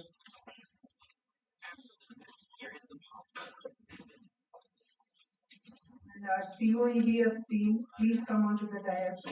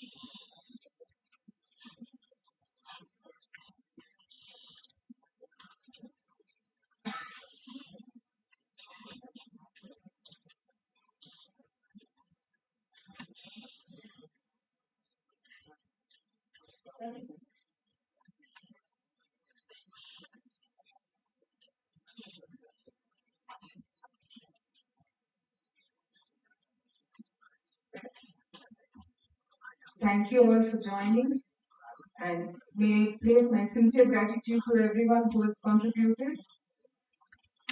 Shobharani ma'am, can we have you on the dais for a minute? And Mahinder Reddy sir, can we have you on the dais for a minute?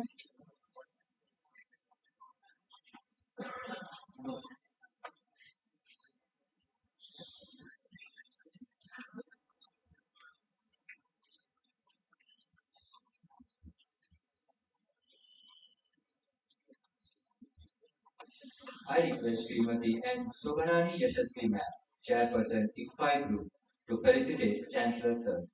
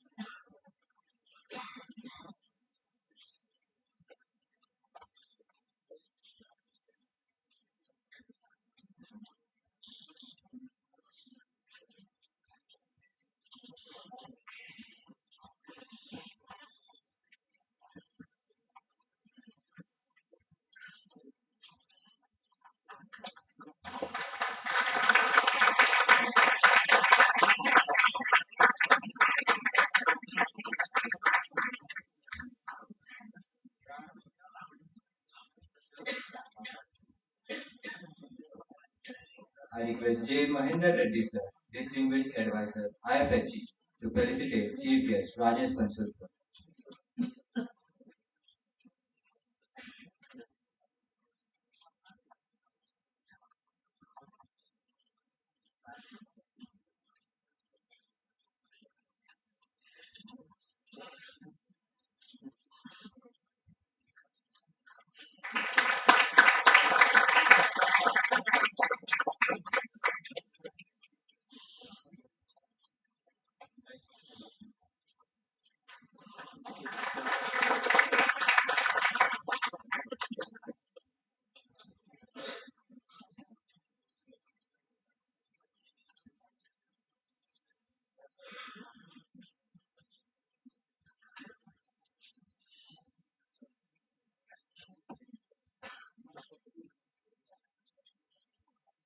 Now I call upon Dr. D. Satish sir, member COEPF, to felicitate Sambhamurthy sir.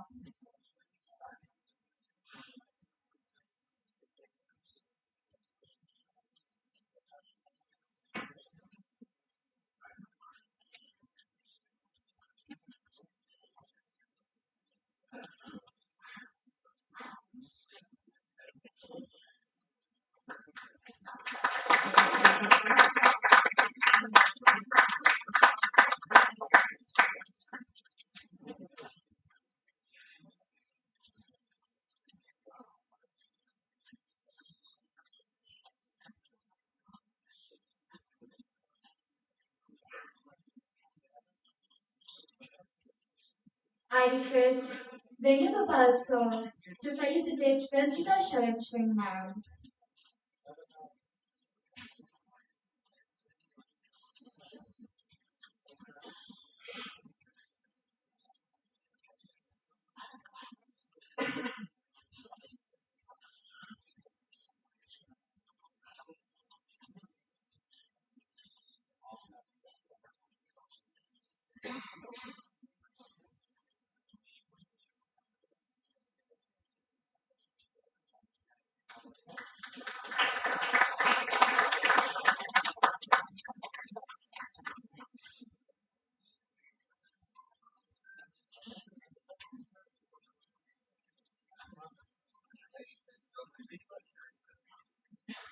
Member COPF to felicitate Professor Koti Reddy sir.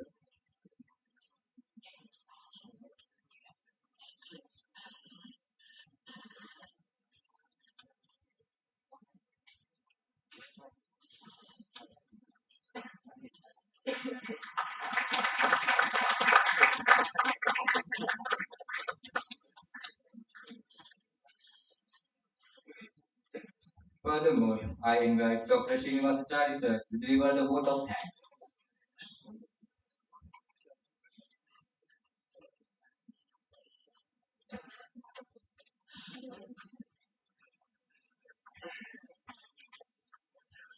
Good afternoon to you all. I know this is a time where people spend the time very heavily and wish that this is done at a very lesser span of time. I know that I will be brief.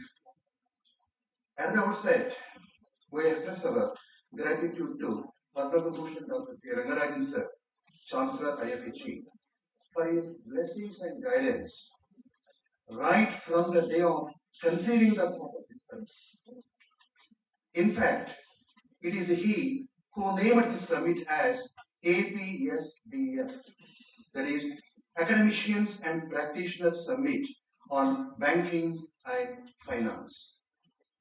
And he is guiding us in conducting this annual event every year for the last 3 years. Really, words fail to express our gratitude to you, sir.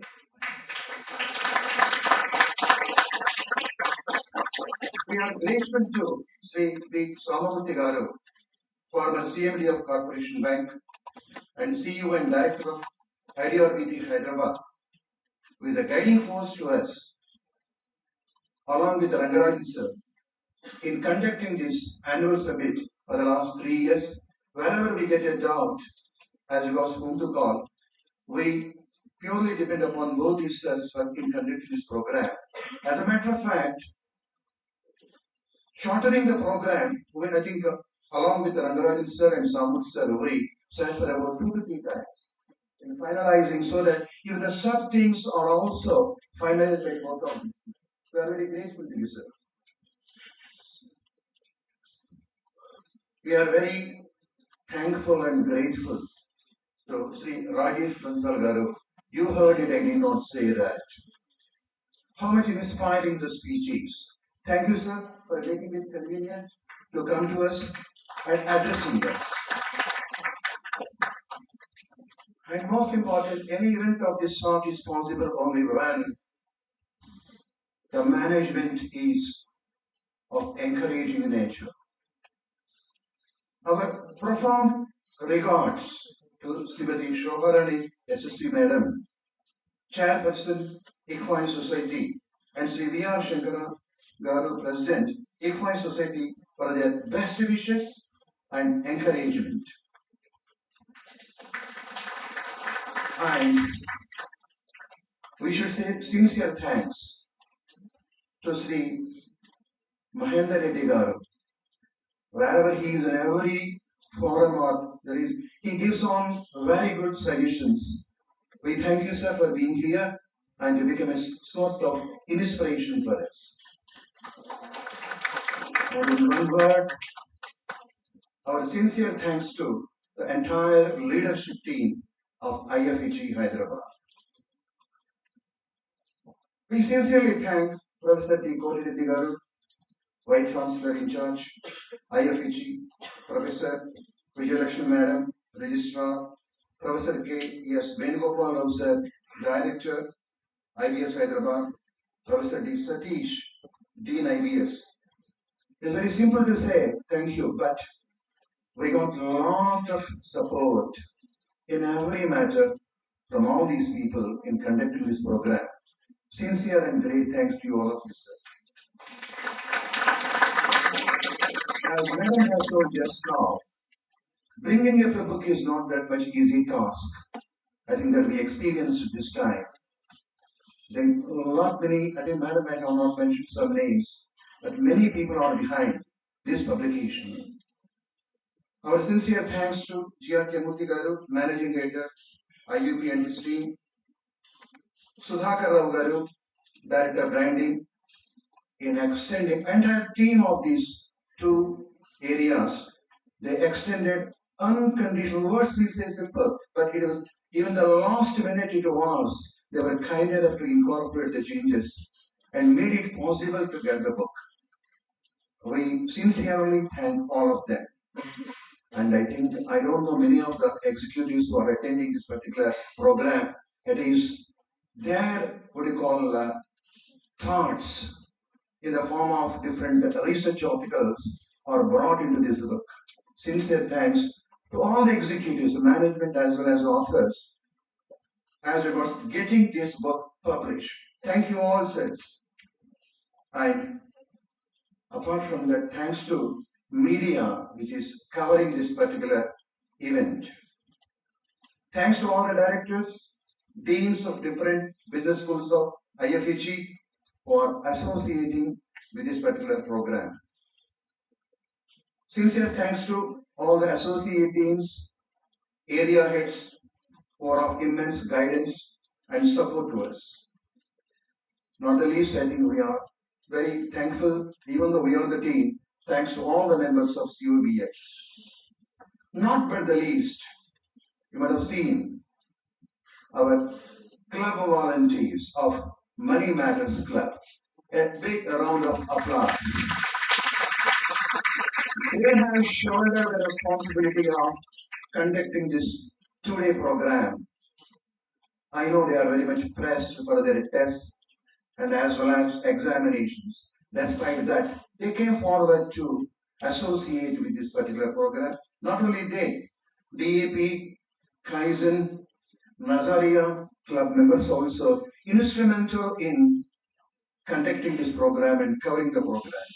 Thanks to all of them. We thank all the officials, personnel in administration. Without any administration support, no program becomes successful. Because I can't name all of them for want of time. Thanks to all of them. Tyagaraja says, Yendaro Mahanubhavulu, Andariki Vandana. Salutation to all the great people who are instrumental in accomplishing this summit. Thank you one and all who are either named above or not named. Very many thanks to all of you. Thanks a lot.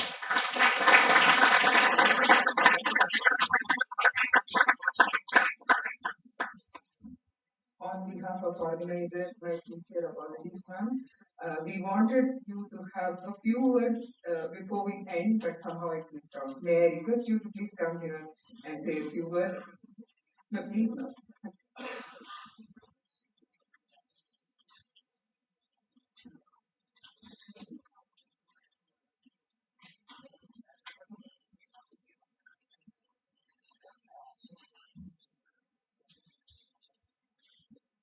Good morning to all the dignitaries here on the dais and all the audience here. It's my privilege to be here on this occasion. Yeah, thank you. It's my loss actually that I could not come earlier, and I missed the speech of Padma Vibhushan, Dr. C. Rangarajan sir. It's my absolute honor to stand here and say a few words where he has spoken and Rajesh Bansal sir has spoken and Murthy sir has spoken. We all know the pioneering contributions of Dr. C. Rangarajan to our India's economic and monetary policy, which continue to guide the economic and financial sector of India even today. This APSBF 2025 Summit, organized by Center of Excellence in Banking and Finance, it provides an important platform to reflect on forces which shape finance. Themes such as artificial intelligence, MSME, retail, and agriculture, they lie at the heart of building a resilient and inclusive financial infrastructure for our country. In this context, the release of this book, Reimagining Finance and Growth, Global Perspective in India's Path Ahead, Volume 1, is an important milestone. The volume comprises of articles authored by research officers and faculty members of State Bank Staff College, Hyderabad. Being a part of State Bank Staff College, Hyderabad, it fills me with immense pride and happiness. Publications like this help bridge the world of policy, academia, and industry. Articles which are published here will help us, will enable us to reflect, will challenge assumptions, and will give us fresh lenses to view the increasingly complex financial landscape. Going forward, collaboration between banking, academic institutions, think tank, and policymakers is very crucial. Platforms like APSBF, publications like this, build exactly the same kind of collaborative learning ecosystem. Again, it's a matter of great pride to unveil this book today in the presence of such distinguished guests here. My warm congratulations to COE BF and to State Bank Staff College, to all the contributors whose efforts have culminated in this volume. I wish this summit, APSBF, sorry, my bad. I wish this summit APSBF 2025 and this book, of course, a huge success. Thank you all.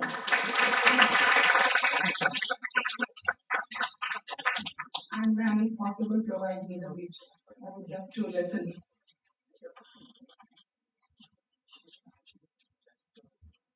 Ma'am, indeed it was gratifying to hear from you how this book could contribute to the future generations and also to the industry practitioners.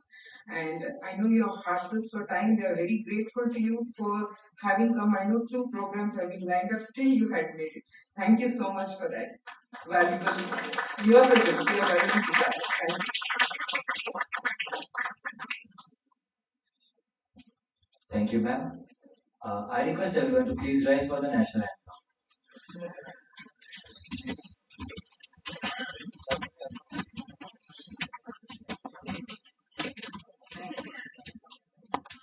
Jana Gana Mana अधिनायक जय हे भारत भाग्य विधाता पंजाब सिंध गुजरात मराठा द्राविड उत्कल बंगा विंध्य हिमाचल यमुना गंगा उच्चल जलधि तरंगा तव शुभ नामे जागे तव शुभ आशीष मांगे गाहे तव जय गाथा जन गण मंगल दायक जय हे भारत भाग्य विधाता जय हे जय हे जय हे जय जय जय जय हे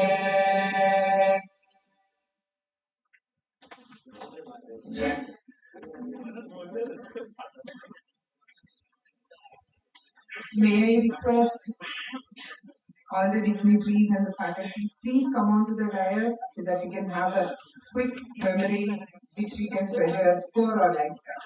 Please do join us. Members from staff bank, state bank, please come on. SBS. I request publication team to join us. Kamal Patnaik sir, please come on. Sir, please come.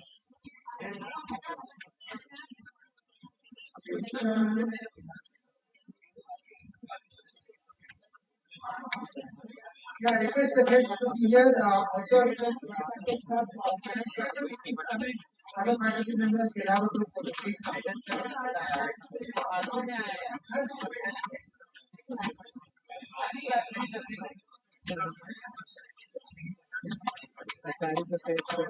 Yeah, so request students to line up here, please. Money minus start.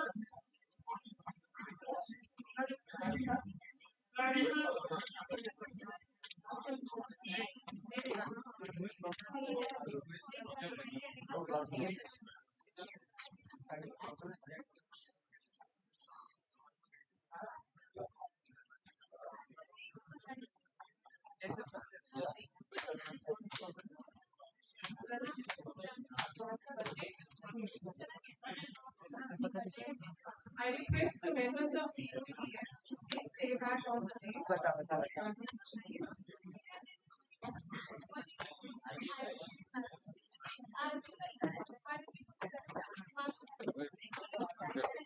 Yeah, and afterwards, Team Rep and Money Matters, please come again for a small photograph. Okay, you can come onto the stage.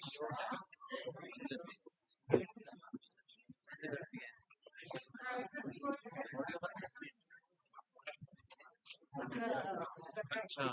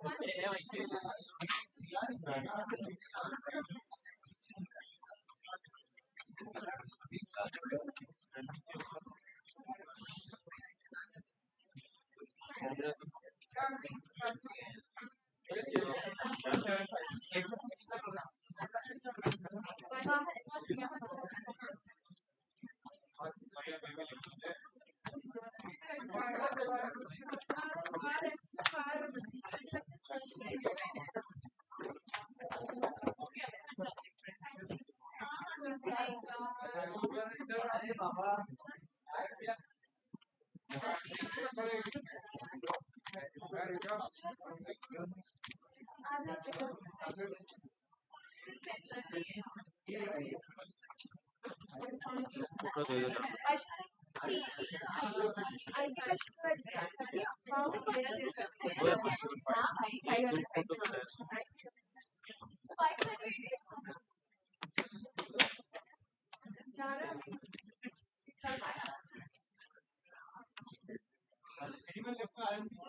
इसका tap अच्छा है इसके room तेरे room पे ले गया था room पे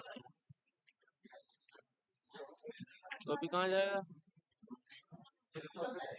मैं अकेला नहीं लेकर बाहर जा रहा हूँ तो दो कैमरा बैग लेके जाना ये दो बैग मेरा बैग मैं लेके जाता हूँ मेरा बैग ट्राइपॉड लेके जा एक देख सुन मैं इधर बता रहा हूँ एक बैग एक कैमरा बैग दो कैमरा बैग एक लाइट